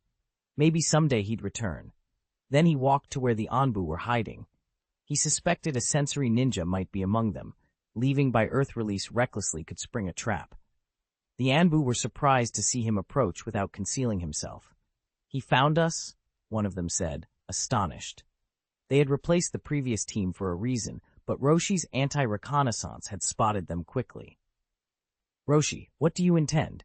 Attacking Anbu is a serious crime," one of them warned as he stepped forward. He wasn't panicked. The earlier team hadn't fought back when discovered, so he expected Roshi would avoid bloodshed. Roshi smiled. He was already leaving. They couldn't frighten him now. Without another word, he unleashed a massive surge of chakra and flashed behind the two Anbu, delivering crushing palm strikes. Thud, thud. The two fell. Roshi subdued and hid them, then tunneled underground and sped for the outskirts. He'd never learned refined knockout techniques. These were brute force blows, but he'd restrained himself because he didn't want to kill. He couldn't know how long the two would remain unconscious, so he fled at once. Inside him, the Four Tails poured chakra into Roshi, maximizing his power. The beast was thrilled. After years of being used as Iwagakure's charging station, it was finally free. Roshi burst out beyond the borders and looked back at the village he'd lived in for decades. At first, the thought of leaving filled him with conflict, then acceptance, then a little reluctance, and after he knocked out the Anbu, exhilaration. Standing outside the village, relief washed over him. He had no regrets. "Onoki, don't choke on your anger. Ha-ha!" Roshi laughed as he sprinted into the night, chakra thrumming through him. There was no one in Iwagakure who cared for him, and no one he needed to protect. It wasn't worth sentimentalizing. Meanwhile, the night shift of the Iwagakure barrier squad detected a break in the earth under the village and immediately sent an alert. The two Anbu regained consciousness and reported the attack. "Tsuchikage-sama, something bad has happened." The Anbu called. Tsuchikage Onoki snapped awake, sitting bolt upright. "What's happened?" He threw on his robe. If he was roused from sleep, it had to be serious. The Four-Tails Jinchuriki Roshi knocked out the Anbu guarding him and broke out of the village, the Anbu reported. "How dare he?" Onoki's eyes went hard and his hands clenched. He hadn't expected Roshi to be so decisive. He'd said earlier he'd make Roshi regret his behavior, and now Roshi had fled at night. But now was not the time to brood. He barked orders. "Discreetly dispatch teams to search. Alert the border squads to look for Roshi. We cannot let him leave the land of Earth." A Jinchuriki's escape was worse than a Jinchuriki dying in battle. If a Jinchuriki died, the tailed beast would eventually revive and could be captured and resealed in another host. If a Jinshu, Riki escaped and hid, Iwagakure could permanently lose a tailed beast. If another village kidnapped him, it would be far worse. Onoki could not tolerate any of that. "Keep this quiet. Only inform those who need to know.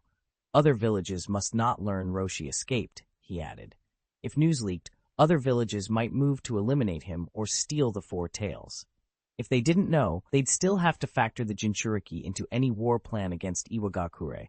Onoki could buy time by pretending Roshi had not actually left. "Yes," the Anbu answered, and vanished to carry out the orders. Onoki rubbed his temple. He hadn't expected Roshi to run. The village that had raised him, how could he just abandon it? Had he ignored the will of stone taught at the academy? Or had the lesson been so poor it failed to take root? He felt a twinge of regret for having merely rotated Anbu teams instead of removing the surveillance or making it far stronger.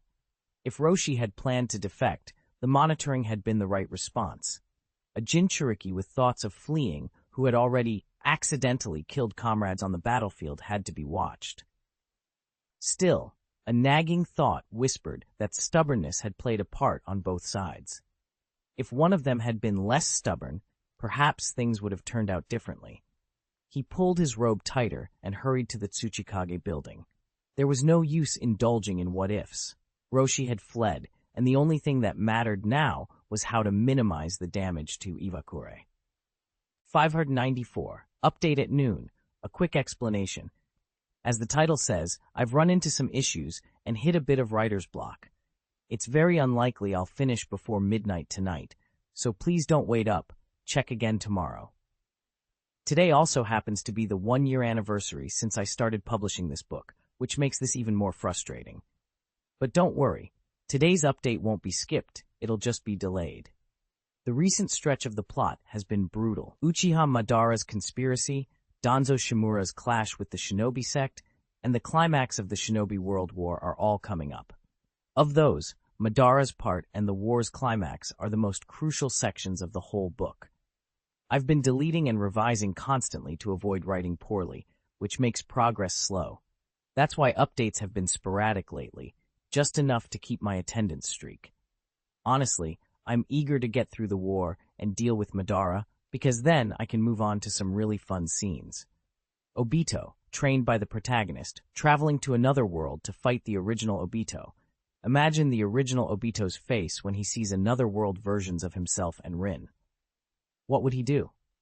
Kakashi, taught by the protagonist, using a lightning-release sword technique to instantly kill someone right in front of the original Kakashi.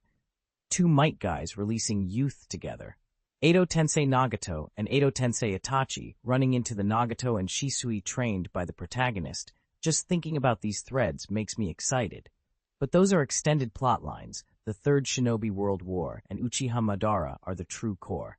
If you botch the core, everything else suffers. I've rambled enough. One last thing.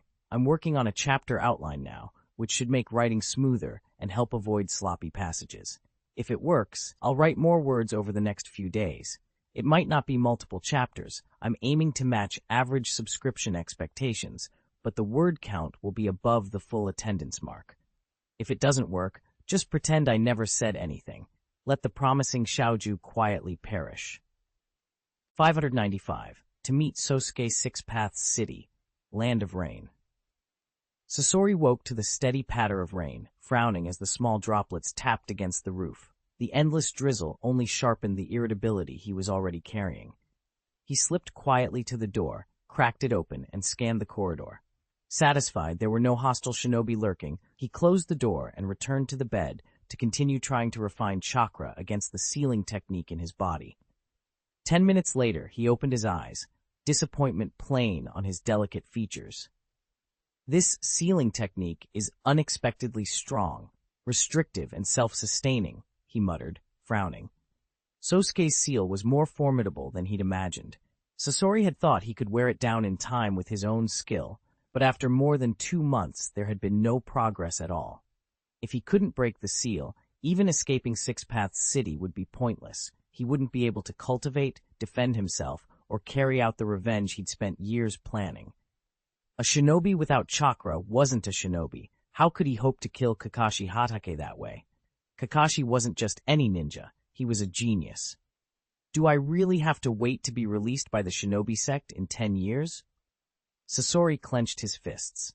10 years of stunted growth would drastically lower his chances of success. If revenge were guaranteed afterward, he could accept even 20 years of imprisonment, but that certainty didn't exist. The thought made him restless.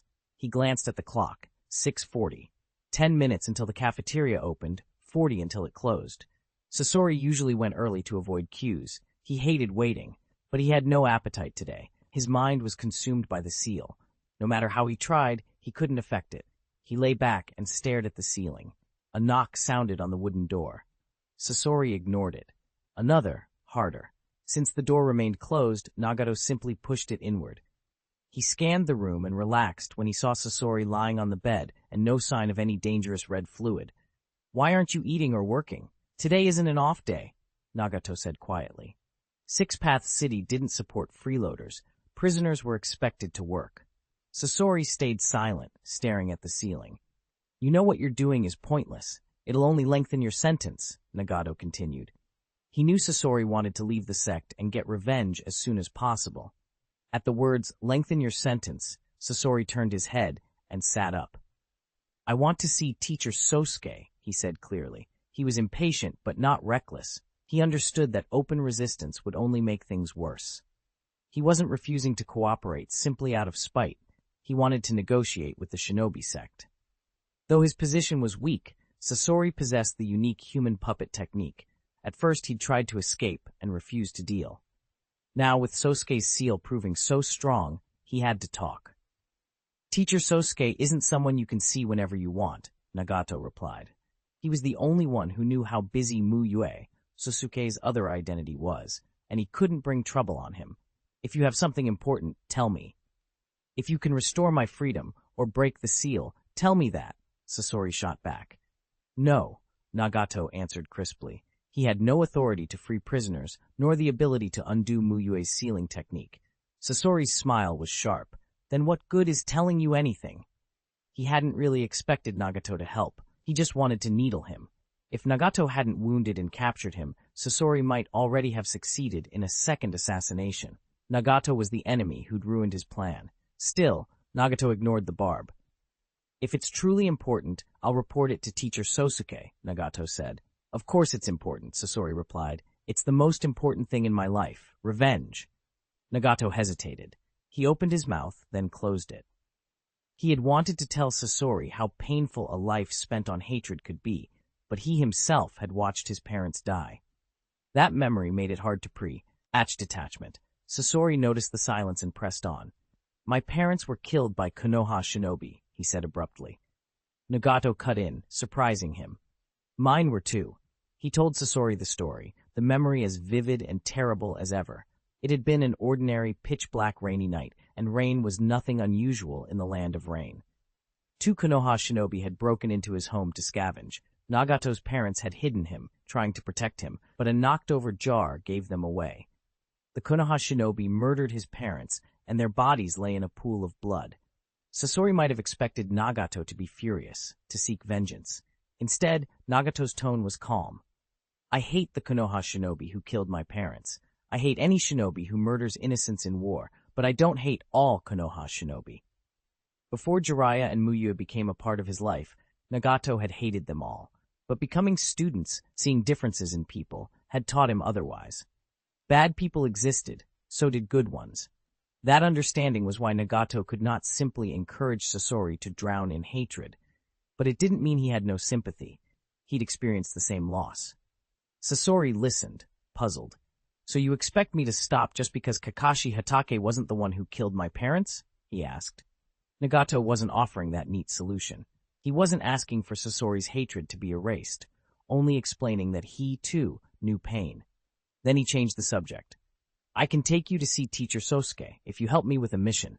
Sasori's impatience flared. What mission? Clear out the rogue shinobi in Central Land of Rain, Nagato said. Your chakra is sealed, so you'll be doing logistical work. The southern disorders were mostly handled. Now the sect needed to sweep other regions. Bandits, illegal groups, rogue shinobi. Sasori blinked. Send Nagato to clear rogues? After all the things he'd seen, Nagato was on another level. He'd watched his fight with Six Gates Metkai, had even fought him personally. Sasori thought sending such a monster to deal with petty bandits seemed unnecessary, unless the rogues were more dangerous than he expected. Nagato nodded. The sect's manpower was thin. Some needed to maintain Six Path City's operations and keep public order. Efficiency mattered. I have sensory abilities. I can find them faster than others, he said. Sasori thought for a moment and agreed.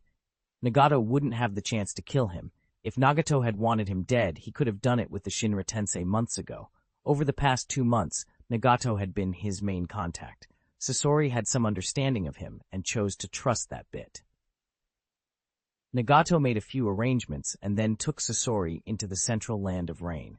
The mission proved more tedious than Sasori had anticipated.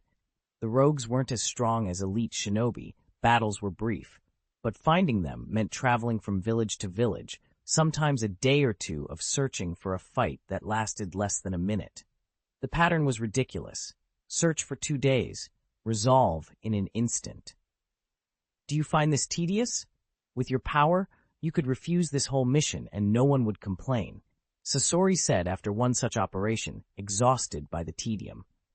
Nagato checked the downed rogue and answered calmly, if others did this, the efficiency would be lower. My sensory capability makes me more suitable. Villagers began to gather. 2 shinobi of the shinobi sect, thank you, they called, grateful the bandits were gone. They chattered about what might have happened if the rogues had been left to steal more. Sasori felt none of the warmth. He wasn't a shinobi sect ninja. Those thanks weren't for him. But he noticed something else. Nagato, usually expressionless, allowed the corner of his mouth to twitch in a small smile. He seemed quietly pleased. Monster strength and that odd personality, content with a few thanks from commoners, Sasori thought. A little girl approached holding a bracelet woven from flowers and grass. Handsome big brother, this is for you, Shishimura, aid and offered it to Sasori. He hesitated, then pointed at Nagato. That one helped more. Give it to him. Aha, then the bigger flower crown is for that big brother.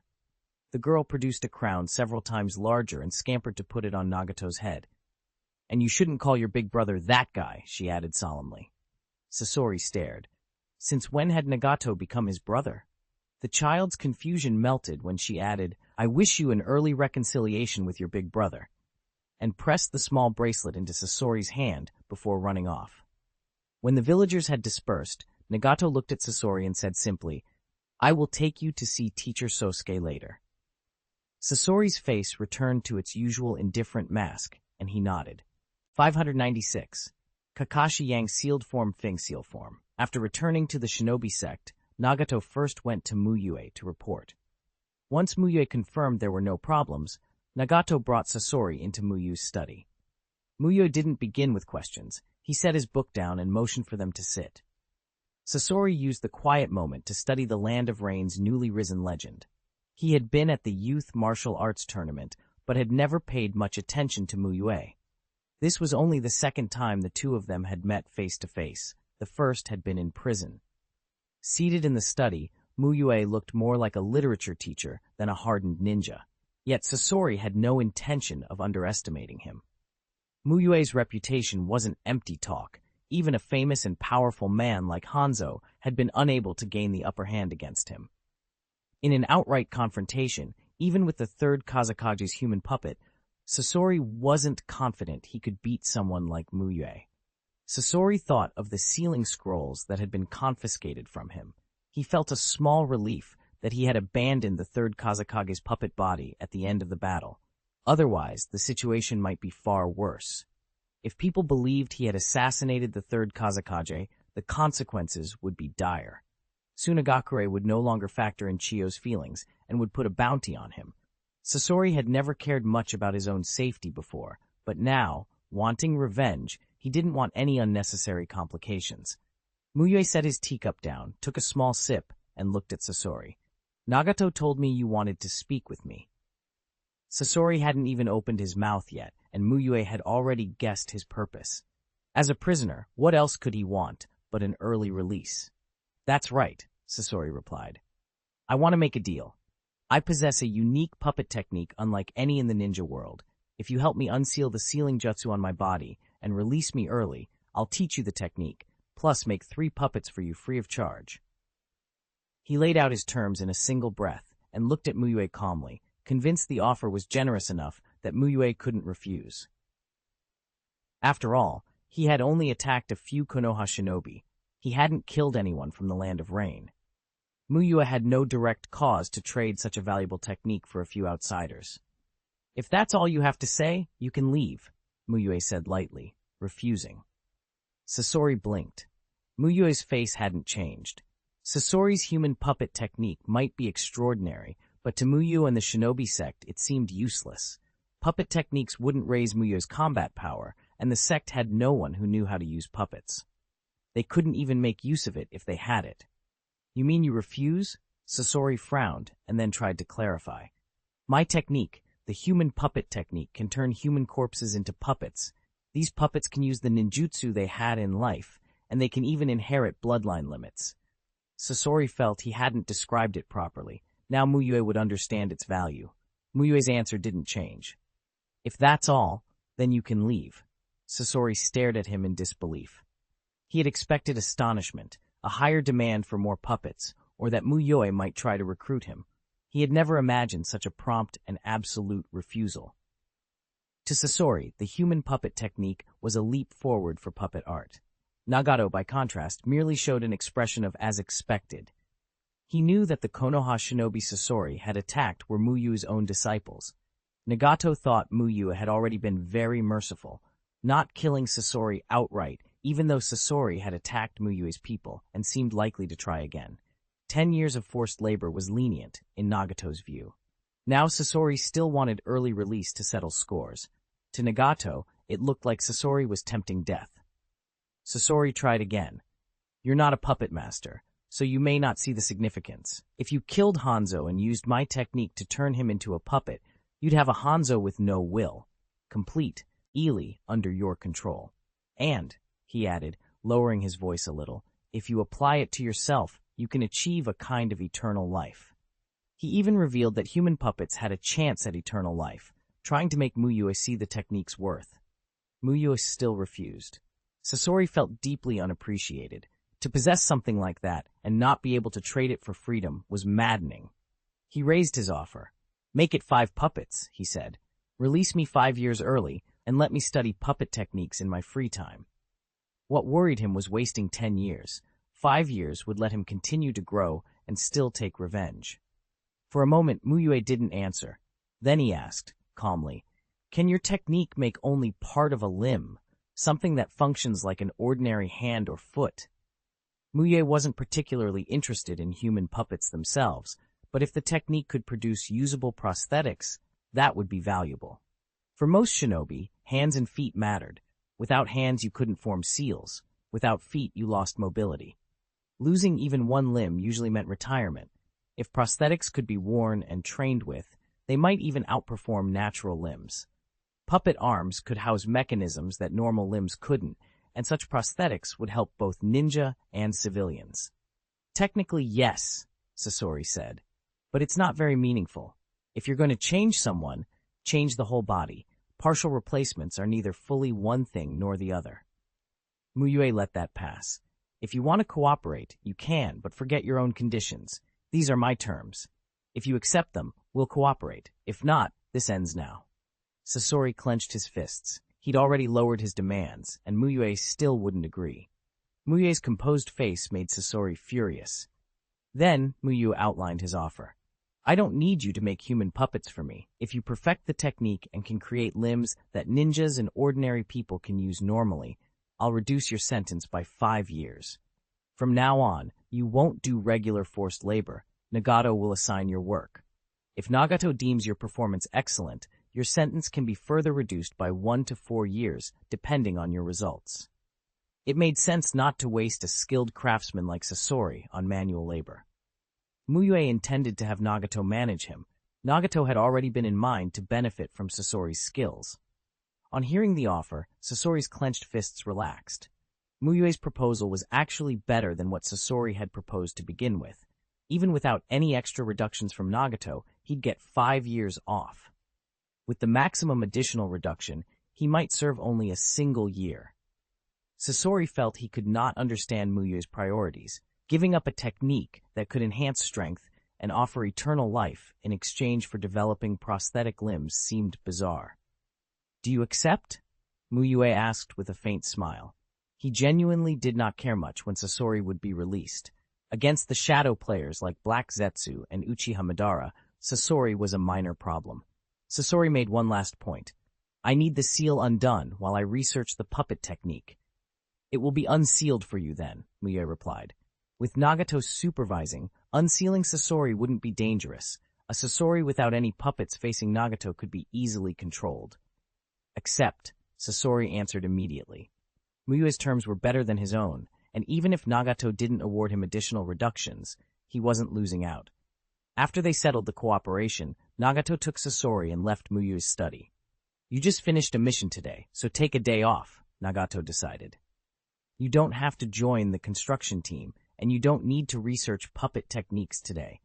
Sasori stared at him. He'd hoped to have the seal undone that very day and begin work right away, but Nagato was giving him idle time. I want to research puppet techniques, Sasori protested. Being tired isn't conducive to research, Nagato said flatly. I'm not tired. Do you want me to lower your performance score? Nagato asked. Sasori fell silent. He had to admit Nagato had found his weak point. Nagato's evaluations could shave up to 4 years off his sentence, and Sasori needed that. If it were anyone else, Sasori might have refused to grovel, but he had some understanding of Nagato's sense of fairness. If Sasori truly performed well, Nagato would likely rate him properly. Reluctantly, Sasori returned to his small room to rest. Nagato watched him leave and nodded inwardly. He wasn't someone who liked to threaten people through what they cared about, but the tactic worked. Nagato then returned to his quarters and pulled up mission files and maps. Our main area of focus from now on will be to the north, he murmured, studying the border between the land of rain and the land of earth. The central region posed fewer problems than the south and north. After all, the Rain Ninja Village was in the center. Before the Shinobi sect reorganized the south, the central area had been the safest part of the land of rain. Mu Yue-sensei, I think I've met the requirements. Could you take a look? Kakashi, who had been resting and studying the Yang seal, approached Mu Yue, confident he was ready. Mu Yue used an appraisal technique to glance at Kakashi's status, then confirmed that Kakashi's proficiency with the Yang seal was acceptable. He placed a hand on Kakashi's shoulder and performed the Yang release chakra nature transformation to help Kakashi reach peak condition. You may begin, Mu Yue said as he released Kakashi's shoulder. Thank you, Kakashi replied politely. He sat down, closed his eye, and focused his breathing until he reached a state of absolute calm, the transparent world. Then he began establishing the sealing technique within his body. Mu Yue activated his Byakugan and watched closely, ready to apply medical ninjutsu if Kakashi made a mistake. Kakashi carried out each step steadily. When the seal was complete and chakra began to fill it, a faint lightning mark appeared on his forehead beneath his headband. "Mu Yue-sensei, did I succeed?" Kakashi asked, opening his eyes with a hint of uncertainty. "Yes," Mu Yue said. "Try refining your chakra as much as possible to increase the amount stored in the seal, and then attempt to activate it." Seeing Kakashi master the Yang seal in just over a month moved Mu Yue. He and Tsunade had spent over 2 years developing this jutsu, yet Kakashi had learned it in a fraction of that time. It reminded Mu Yue of Senju Tobirama, how formidable an influence he had been. Whether it was Shadow Clone or Flying Thunder God, those techniques were profoundly practical. Kakashi himself was eager to test the seal's effects. In the past, Metkai had been the one seeking fights with him. Now, Kakashi looked forward to going after Guy for battles. With the Yang seal, he wouldn't be the sort to collapse after using a full-powered move. He could reserve chakra used for powerful slashes for more lightning-style techniques, or combine them with earth release to create openings. Why is Kakashi lazing about so long today? Has he finally given up and turned lazy? Obito muttered when he noticed Kakashi wasn't getting up to train. He kept his comment to himself for now. He'd wait until training ended so he could mock Kakashi properly later. As the sun slid toward the western horizon, training in the south border forest was winding down. Obito glanced over at Rin Nohara, who was still receiving instruction from Minato Namikaze, and then walked to where Kakashi sat. "Kakashi, you don't look well today. If you're tired, you can cut back on your training. Everyone knows you're pretty weak," Obito said, feigning concern. Kakashi, who had just finished refining his chakra, opened his eye and stared at Obito without expression. He had originally intended to challenge Metkai to test how much the Yang seal had improved him, but he'd changed his mind. He decided to teach Obito a lesson first. After mastering lightning-breathing chakra mode, his strength had edged past Obito's, though his limited chakra still left him vulnerable to a turnaround. Obito was still a meaningful measure. "In that case, you must be very strong, right? I want to see what you've got," Kakashi said, issuing a challenge. Obito hesitated. No, I don't really feel like fighting," he lied, searching for an excuse. He didn't like his chances and saw no point in a fight he would probably lose. "If you win, I'll destroy all the photos," Kakashi said calmly. He knew Obito well enough to expect that an ordinary fight wouldn't tempt him, but offer a prize Obito cared about, and he'd gamble. "What kind of photos?" Obito's chest tightened. He didn't want Kakashi to be playing with words. Kakashi pulled a photo from his ninja tool pouch, the one of Obito making a ridiculous face, and held it up. "This one. If you win, I'll destroy every single one of them, not a single copy left." "All right, I get it." Obito leaned in to help Kakashi put the photo away, making sure no one else saw. That settled it, a sparring match, and the other trainees gathered to watch. It was almost the end of training anyway. "No summoning jutsu. We're only comparing raw strength," Obito insisted before they began. He'd lost a Charizard to Kakashi's Rockruff earlier, so he wanted to level the field. "I know," Kakashi replied calmly. He was testing the Yang seal. Arbitrary rules didn't bother him. "I have to win," Obito thought, drawing a long breath. This fight felt like everything. If he won, the humiliating photo would be gone. If he lost, the humiliation would remain in Kakashi's hands. "The battle begins." Mu Yue, acting as referee, announced. Both of them tuned their breathing to heighten their physical power, and Obito activated his Sharingan. Constant use of the Sharingan drained chakra, but its insight left fewer openings for mistakes. More importantly, Obito had a larger chakra pool than Kakashi. He could afford to be aggressive. Kakashi didn't immediately use the Yang seal. Instead, he casually threw several shuriken. Obito tossed the same number and met them perfectly, each shuriken knocking its counterpart aside. He couldn't help smirking.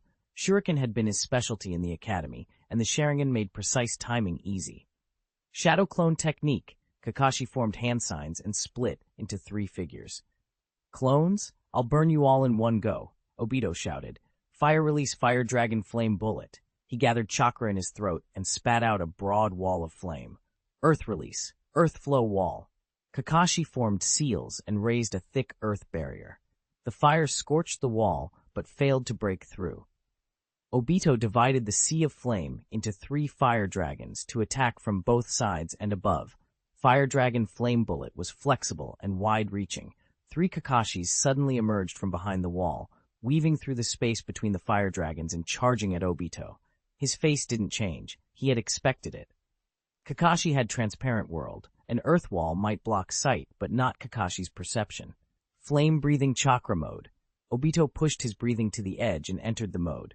Flame vortex. He clasped his hands and expelled a vast ring of flame that enveloped the 3 Kakashis, forming a shrinking vortex. Bold and meticulous, Obito's really grown, Minato praised. This wasn't a lucky guess. It was a premeditated, rapid, no-hand sign release. If an opponent wasn't prepared, it would kill them. The move's speed and range made it deadly in one-on-one combat. Bang, bang, bang! The 3 Kakashis caught in the vortex turned to white smoke and dissipated. Yamato blinked. They were all clones? A hand reached out quietly from behind Obito. He moved with sudden speed, dodging, and Kakashi's hand missed. Realizing Obito had seen through the strategy, Kakashi unleashed chakra and charged, raising a palm. Zzzt! Purple lightning traced Kakashi's palm, sharpening it into a blade. Fire release, flame fist. Obito compressed flames on his fist and slammed it into Kakashi's lightning palm. Crackling and sparks flew as purple arcs and scorching embers met. The explosion shoved both of them backward. Heh, this time I read all your moves, Obito thought smugly. He believed he had the edge. Kakashi's endurance was worse than his. If he continued to wear Kakashi down, he'd win. Best of all, he felt he'd seen every attack. 3 clones, 1 purple lightning. How many more attacks can he muster? Obito calculated Kakashi's remaining chakra. Earth release hadn't cost much, but purple lightning consumed a lot. He deactivated flame-breathing chakra mode. He didn't need to waste chakra maintaining both Sharingan and flame mode. Earth release, stone pillar spear. Kakashi kept up the pressure, mixing lightning, earth, and speed to trouble Obito.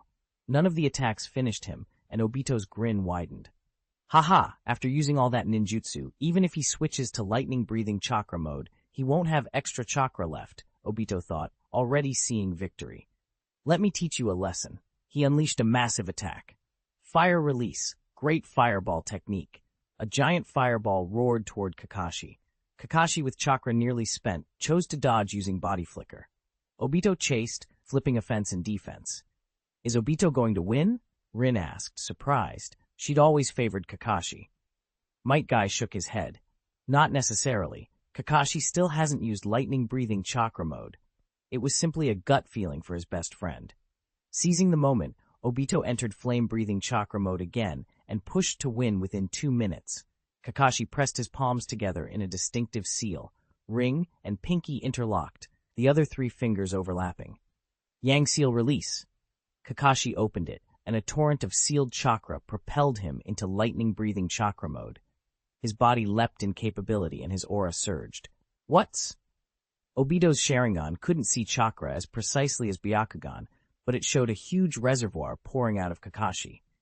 He was stunned. Where did Kakashi get all that chakra? This wasn't the Kakashi who would collapse after a full power strike. He wanted to accuse Kakashi of cheating. Haha, as expected of my best friend, Metkai laughed, arms crossed. He was still planning new taijutsu for the day. He could push his rock-breathing chakra mode to the 6th gate. The sight of Kakashi's sudden power pleased him. Kakashi drew his white fanged short sword, stepped forward, and launched himself. Flash! Godspeed! Yellow lightning exploded around him, and he surged like a bolt.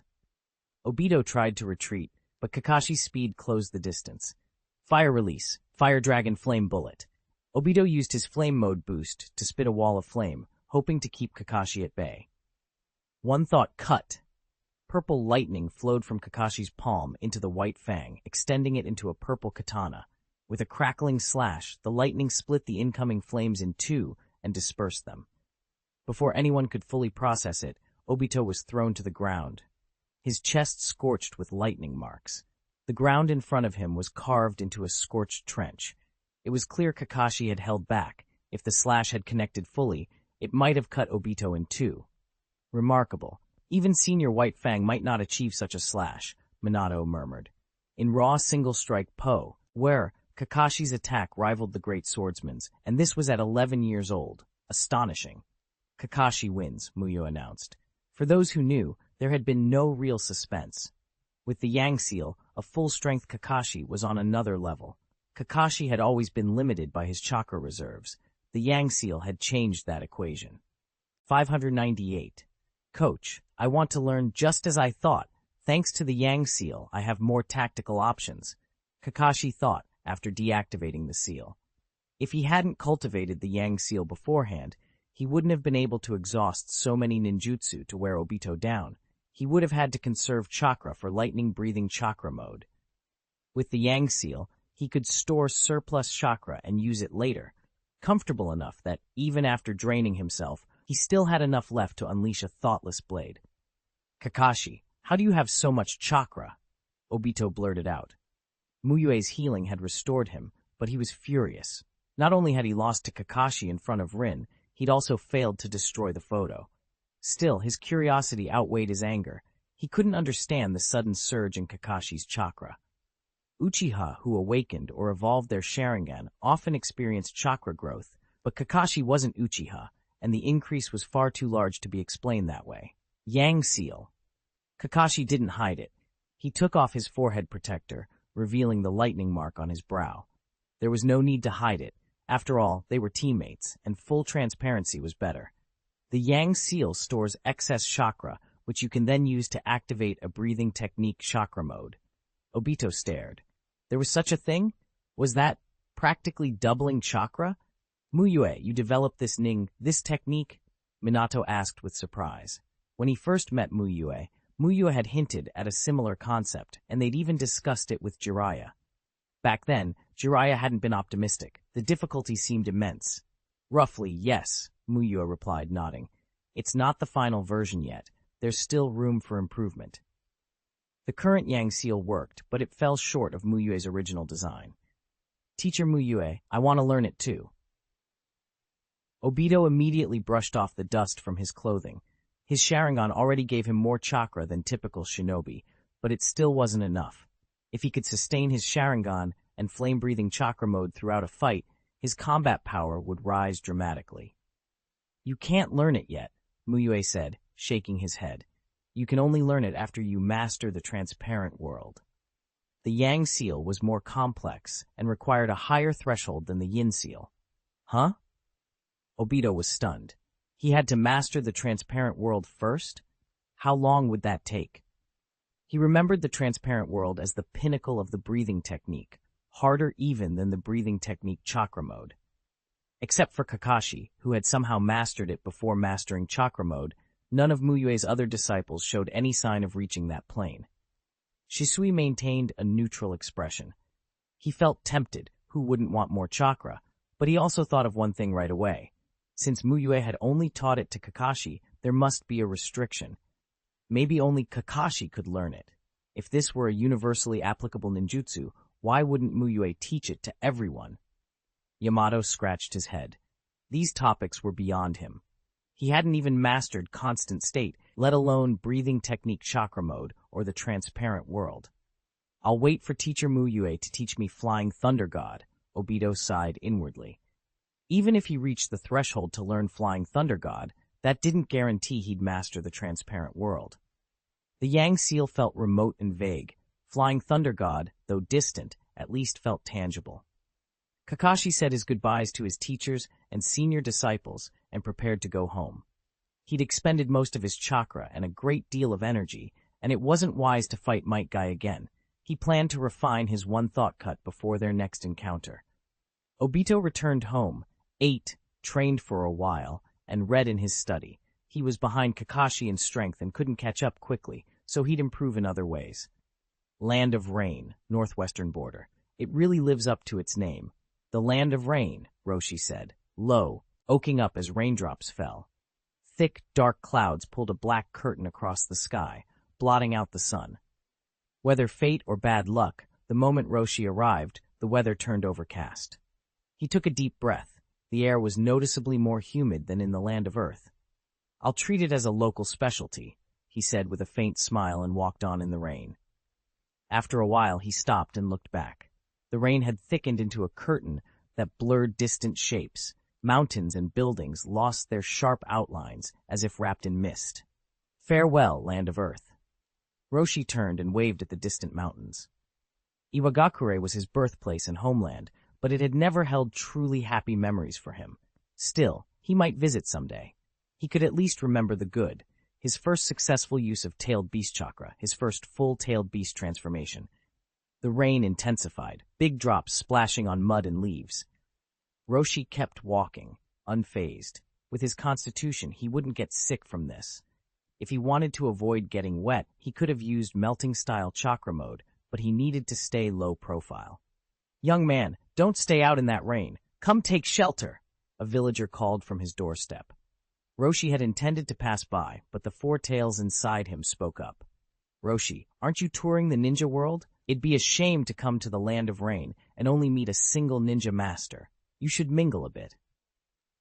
The four tails thought Roshi should experience more of life without wary looks.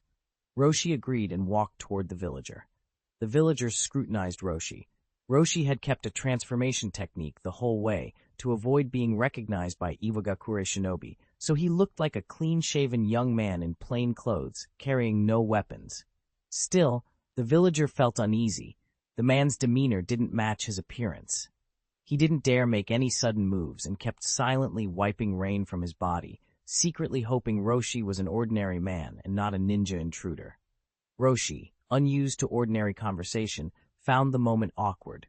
"What's the name of this village?" he asked finally. The villager froze. A thin sweat rose on his forehead. "Could it be that a ninja group has posted a mission about our village?" he wondered. Baichuan village," he stammered. He hadn't wanted to say anything, but he was afraid Roshi would see silence as evasiveness and do something rash. Silence fell between them until a child scurried out. "Dad, why aren't you coming inside?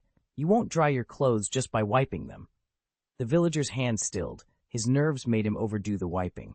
"It's okay, just chatting with this big brother. You go inside first," the villager said, shielding the child. Roshi frowned. Childhood had made him sensitive to moods. He could tell the villager was afraid. He meant no harm. He wasn't offended. He only wondered why his disguised appearance struck fear. The villager grew more flustered. The child peeked at Roshi and asked, "Big brother, are you a foreigner? You look unfamiliar." The villager's expression shifted. He tried to pull the child inside. "Yes," Roshi answered simply. The villager relaxed slightly, but still kept his guard up. Then a rough shout carried over the street. "Behave! Hand over your valuables if you don't want to die!" The villager's face went white. "Take anything you want, just don't hurt us," he blurted at Roshi as cover. So he'd been mistaken for a robber. Roshi almost smiled. "I won't harm you, and I don't need your things. I'm not a bandit, just passing through," he said calmly. The villager's caution didn't drop. Who would be so composed in the middle of a robbery? Roshi ignored him and walked toward the sound. He didn't fancy himself a champion of justice, but he despised ninjas who preyed on ordinary people. He made no effort to hide his approach. The robber noticed him and prepared to shout, but Roshi's chakra exploded first. A blur, a strike, and the rogue ninja collapsed in unbearable pain and fainted. Thank you," the lodger stammered, but when he looked up, Roshi was already gone. Body flicker technique. The robbers had split up. Roshi was next to another. A few strikes later, more rogues hit the earth. By the time he felled the fourth, the rain had eased into a light drizzle. "They're weak," Roshi said, shaking his head. Any chuunin from the village could deal with them. He couldn't even look them in the eye. "I misjudged you. Please forgive me, sir," the first villager said. Coming out to see the commotion had stopped. Others thanked him too, especially those who had been threatened or robbed. Their gratitude was sincere and overwhelming. Roshi said nothing, just scanned the crowd. The gratitude struck a chord. In Iwagakure, he had completed countless S-rank missions and eliminated many enemies, yet rarely had he received a single word of praise or a genuine smile from its villagers. Here, in a foreign land, he'd knocked out a few low-level rogues and received the warmest thanks he'd ever known. It made him feel oddly emotional. Some villagers tried to give him gifts or invited him in to dry his clothes. Roshi felt a little awkward and declined. This place lay too close to the land of Earth. Staying long was unwise for both him and them. He made a shadow clone to haul the 4 rogues away, then walked outside the village, where he executed them. Sosuke, Shinobi sect, he murmured as he continued on his way. Roshi had been walking south the whole time. Though he was unfamiliar with the Land of Rain, his original purpose was simple: find Sosuke. He had to learn where the Shinobi sect was located. But after his encounter in Baichuan village, he slowed down. He didn't rush to Six Path City in the south using a ninja's rapid march. Instead, treating it as his destination, he traveled south at a leisurely pace, like a traveler on holiday. It was a new experience for Roshi. Before, he was either cultivating or running missions. He never had time to travel. More importantly, the people here didn't look at him oddly. In Baichuan, they had thanked him sincerely when he helped drive off rogue ninjas. In towns, he could eat in restaurants without being stared at. Such a life might be ordinary to most, but for Roshi, it was something he'd never achieved even after leaving Iwagakure. He truly felt happy. Even if he slept nights in the wilderness to avoid disturbing villagers, and even if he couldn't reveal his true face for fear of Iwagakure's pursuit, this freedom was worth it. Identity is a good thing. Roshi sighed inwardly as he set down his chopsticks after lunch. He was thoughtful. After some consideration, he understood why. In the eyes of the people of the Land of Rain, he was just an unknown shinobi, no special standing, so they could appreciate him genuinely. Back in Iwagakure, he was a Jinchuriki. The tailed beast inside him symbolized evil and destruction. If the villagers in Baichuan knew that, would they still thank him and invite him home? He didn't know. Don't overthink it. Just enjoy life for now, Four Tails said cheerfully. Becoming a Jinchuriki wasn't your choice. Blame those who treat us like weapons. Four Tails sounded a little sad. The tailed beast didn't ask for power or conflict. They lived quietly in remote corners of the ninja world and never provoked anyone. Yet they were captured and sealed into unwilling hosts. Roshi nodded and stood to pay the bill, feeling a touch sentimental. This life, free and simple, was infinitely preferable to being in Iwagakure. After leaving the restaurant, Roshi glanced around the street. He noticed a few Iwagakure shinobi dressed in their village gear, but paid them no mind and continued south. Ordinary Iwagakure ninjas couldn't see through his transformation technique, and there were too few sensory shinobi for him to worry about. If his luck held, he wouldn't run into any. He assumed Onoki wouldn't send out a massive force to hunt him either. A large-scale search by Iwagakure during wartime would draw scrutiny from the other great nations, and discovering an escaped Jinchuriki was not something Onoki wanted on his hands. 3 Iwagakure shinobi slowly walked the street, scanning passersby. People felt uneasy, but seeing the headbands left them be. How could ordinary villagers provoke ninja? These were some of the best from the 5 great shinobi villages, untouchable for most. They saw Roshi using a transformation technique but ignored him. He looked like any other traveler. Occasionally they stopped suspicious-looking people to question them. Roshi did notice something odd. The further south he walked, the more Ogakure he kept seeing. He frowned. Did they have some kind of secret ninjutsu tracking his movement?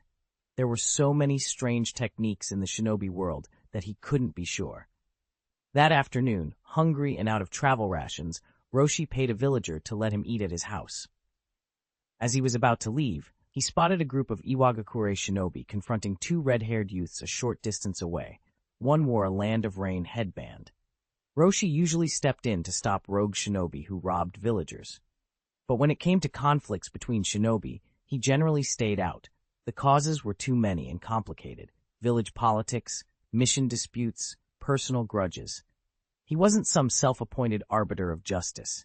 Still, Roshi had been mistaken for a shinobi sect ninja twice since arriving, both times because he'd acted decisively and taken no reward. That made him curious about the shinobi sect. The red-haired youth's attire didn't look like Rain Village gear. Maybe they were from the shinobi sect. First, I'll listen, Roshi decided. He found an empty corner and used earth release to burrow underground, approaching Nagato and his companions silently. Your actions, Iwagakure, have already affected the people of the Land of Rain. The Shinobi sect demands an explanation, Nagato said sternly to the Iwagakure shinobi. Iwagakure's operations might not be huge, but to the Shinobi sect, striving to build peace in the Land of Rain, they were glaring. The leading Iwagakure jonin replied in a low voice, expressing the obvious constraint. Leaking mission details would be viewed as betrayal by the village. These Iwagakure were not troops sent by Onoki to hunt Roshi, but shinobi assigned to the Shinobi sect for training. They knew Nagato from their time at the sect and spoke respectfully, not threateningly. Nagato continued calmly. They didn't need an immediate answer. Convey the Shinobi sect's position to Iwakure. The Shinobi sect and Iwakure had a training cooperation. The sect wanted the relationship to remain stable. The high ranks of the Shinobi sect had decided if Iwakure didn't give a reasonable explanation and continued to undermine the Land of Rain's stability, the cooperation would be terminated. Nagato supported that decision. The sect had labored long to achieve peace, and they could not cower simply because the other side was one of the 5 great nations. Tolerating Iwagakure now might mean tolerating Konoha next and then Tsunagakure.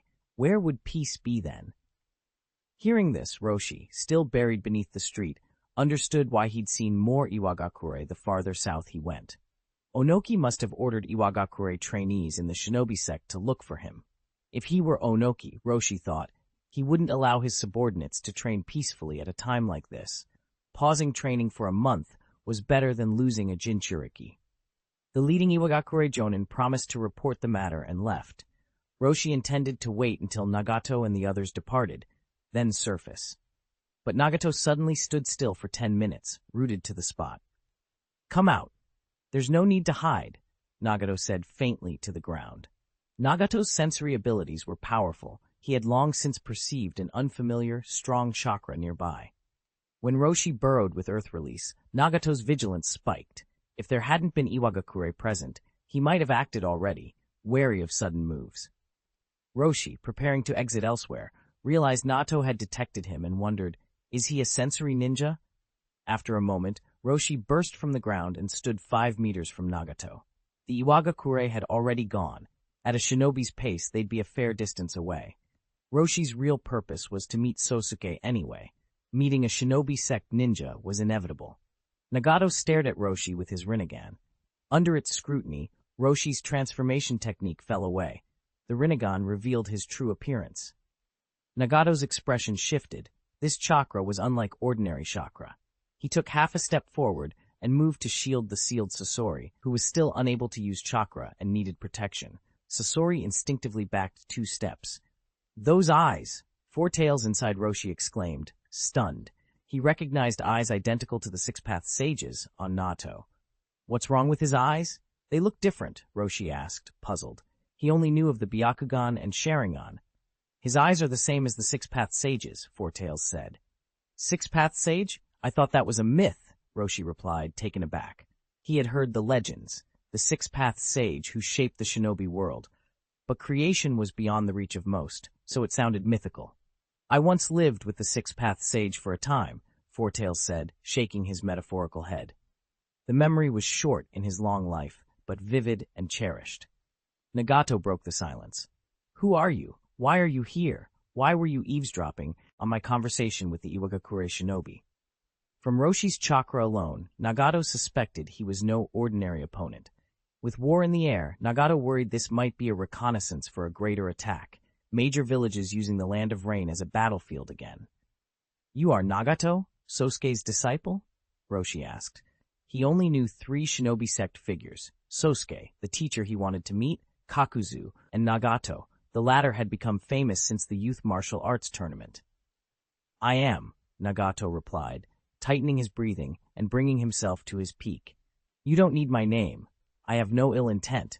I came only to meet your teacher, Sosuke," Roshi said, deliberately withholding his identity. He'd seen enough to respect the shinobi sect, but he wouldn't lower his guard, especially now that Iwagakure and the sect were cooperating. If they planned a trap, he couldn't risk revealing too much. "You want to meet Teacher Sosuke?" Nagato asked, suspicious. "Yes, if Sosuke will see me, we'll meet. If not, tell me and I'll leave," Roshi said. He knew the request was bold without revealing himself, but exposure carried too much risk. If you won't give your name, at least tell us what village or faction you belong to, Nagato pressed. I don't belong to any shinobi force, Roshi replied. Nagato tried to read him, then sighed inwardly. He couldn't determine the truth from Roshi's expression. He finally accepted that he had no strong basis to act. Whether you accept or refuse, once you decide you can come to this village to find me, Roshi added. He planned to leave a shadow clone here for communication. Nagato nodded and with Sasori departed. He couldn't attack someone only on suspicion. Sasori, do you think he was lying? Nagato asked as they left. Sasori shrugged in his own curt way. Which answer scores higher? The correct one. I don't know, Sasori said. Sasori had been alone a long time. Reading people wasn't his strength. He mused casually that maybe Roshi was an admirer of Sosuke who might join the shinobi sect after meeting him. Nagato was less optimistic. Too many powerful shinobi had died being surrounded. Even a strong teacher like Mu Yue could be outnumbered and overwhelmed. In the end, Nagato returned to the sect and reported what he'd discovered, leaving the decision to Mu Yue. Wants to see me. Tremendous chakra. Iwagakure's unknown actions. Mu Yue connected the clues and a tentative answer formed in his mind. Describe his appearance, Mu Yue told Nagato. Red hair tied in a high ponytail, a thick beard, looks around 30, Nagato replied. Mu Yue could be certain now. Teacher Mu Yue, will you see him? 600. Plan to get the best deal. See him. Mu Yue took a sip of the hot tea on the table, thought for a moment, and replied. Iwagakure's strange behavior, combined with Nagato's report, made it clear to Mu Yue that the shinobi Nagato had encountered was Roshi, the Four-Tails Jinchuriki from Iwagakure. It was likely Roshi had just fled Iwagakure. Mu Yue vaguely remembered that Roshi had run away in the original story too, but the original covered so little of Roshi's plot that he didn't know when or why it happened there. In this world, however, Mu Yue could guess some likely reasons for Roshi's escape. After all, Mu Yue himself had been the main factor in the defeat of Iwagakure's 2,000-man force. He had seen a full-tailed beast transformation in the middle of a crowd and witnessed the indiscriminate barrage of tailed beast balls. He also knew those attacks had been carried out under orders from Iwagakure's command, not merely Roshi's own impulses. The problem was that any other Iwagakure shinobi nearby had been killed by Mu Yue, so they wouldn't be able to contradict his version. That meant Roshi's reception upon returning to Iwagakure was predictable and grim. Whether it was Iwagakure or, say, Konoha in their place, the outcome wouldn't be good for a runaway Jinchuriki. Mu Yue couldn't speak for everyone, but he was sure Danzo Shimura would make Roshi's life miserable, either by finding ways to completely control him or by replacing the Jinchuriki altogether. But tell him I'm busy right now, Mu Yue added, setting his teacup down. I'll only have time to see him after I finish this matter. He didn't currently have any urgent business in the Land of Rain, but with Roshi's appearance, he would make some. I'm preparing to hold another unrestricted lecture.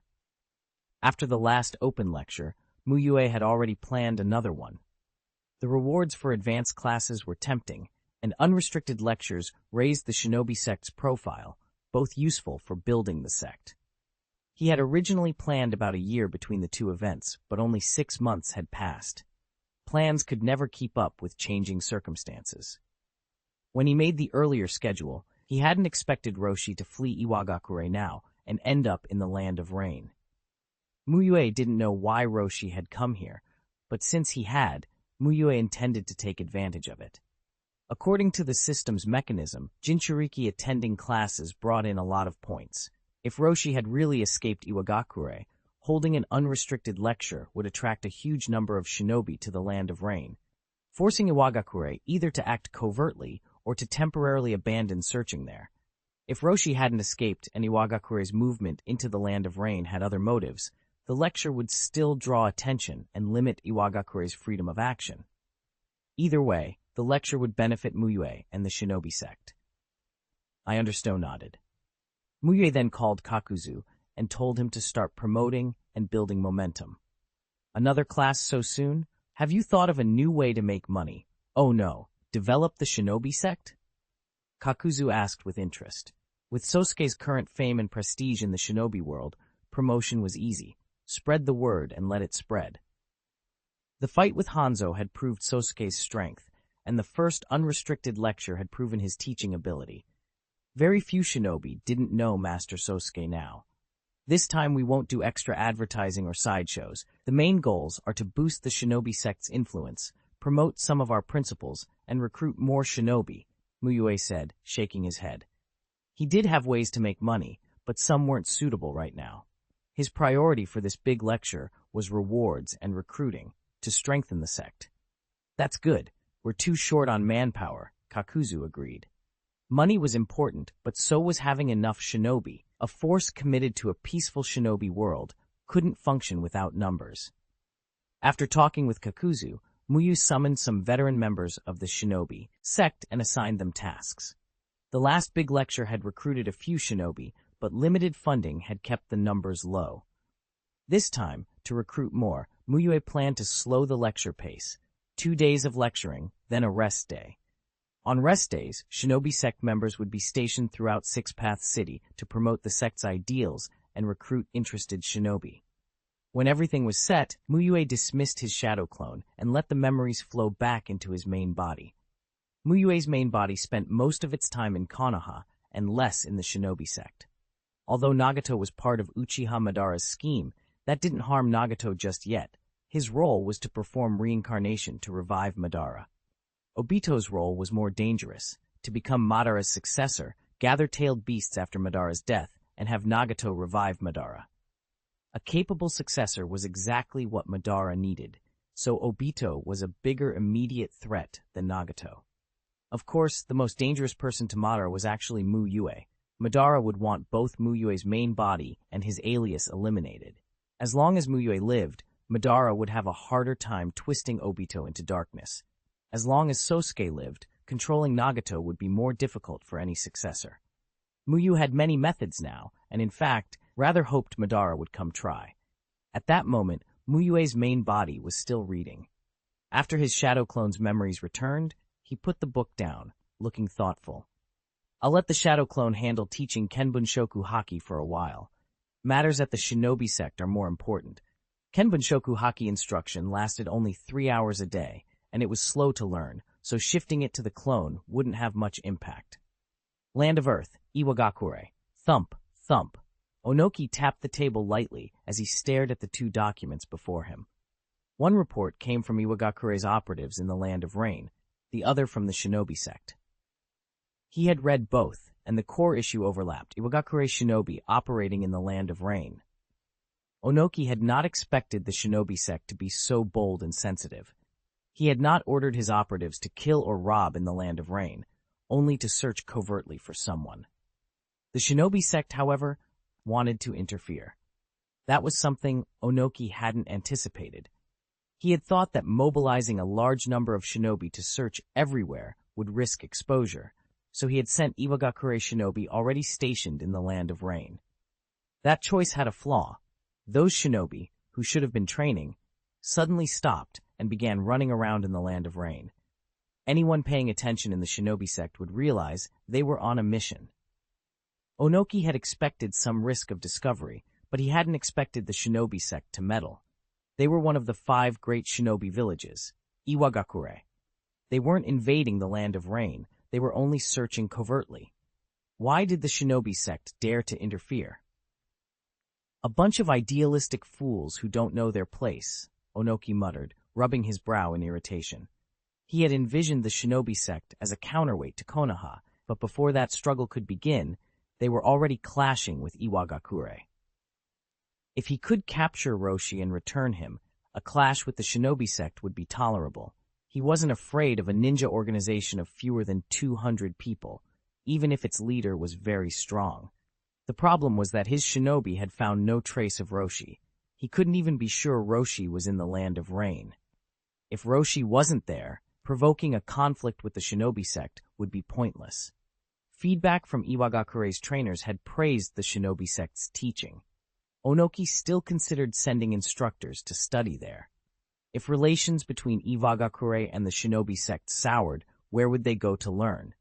But Sosuke chose this time to hold another lecture. Could he know something? Onoki glanced back at the Shinobi sect's invitation. The sect was announcing another large open lecture, and any interested shinobi from Iwagakure could attend. The last lecture had drawn over 1,000 shinobi from across the world to the Land of Rain. With the sect's rising reputation, this time's turnout could be even larger. During that period, the Land of Rain would be a chaotic mix, very bad for Onoki's covert search. It should be a coincidence, he told himself, shaking his head. He had kept the operation so secret that the other great shinobi villages were unaware. How could the shinobi sect possibly know? Besides, now was a good moment. The Land of Rain was surrounded by 3 great nations, but not at war, so the area was relatively peaceful. Temporarily abandon the search in the Land of Rain, he decided. Concentrate on the grass country and the bird country. Roshi might have fled into either of those smaller nations, both bordering Iwagakure and the Land of Rain. Continuing the push in the Land of Rain might yield nothing, and Onoki didn't want wasted effort. Shinobi sect, Rain Ninja Village, Konoha. Onoki narrowed his eyes. His plan, to use the Shinobi sect to drive a wedge between the Rain and Konoha, had always aimed to create trouble for Konoha. The sect was developing quickly. It was almost time for it to play that part. He had made many plans to pit the Shinobi sect and Konoha against each other, but some might now be unnecessary. The Shinobi sect was pushing things on its own. If they treated Iwagakure this stubbornly, how would they behave toward Konoha, which had once invaded the Land of Rain?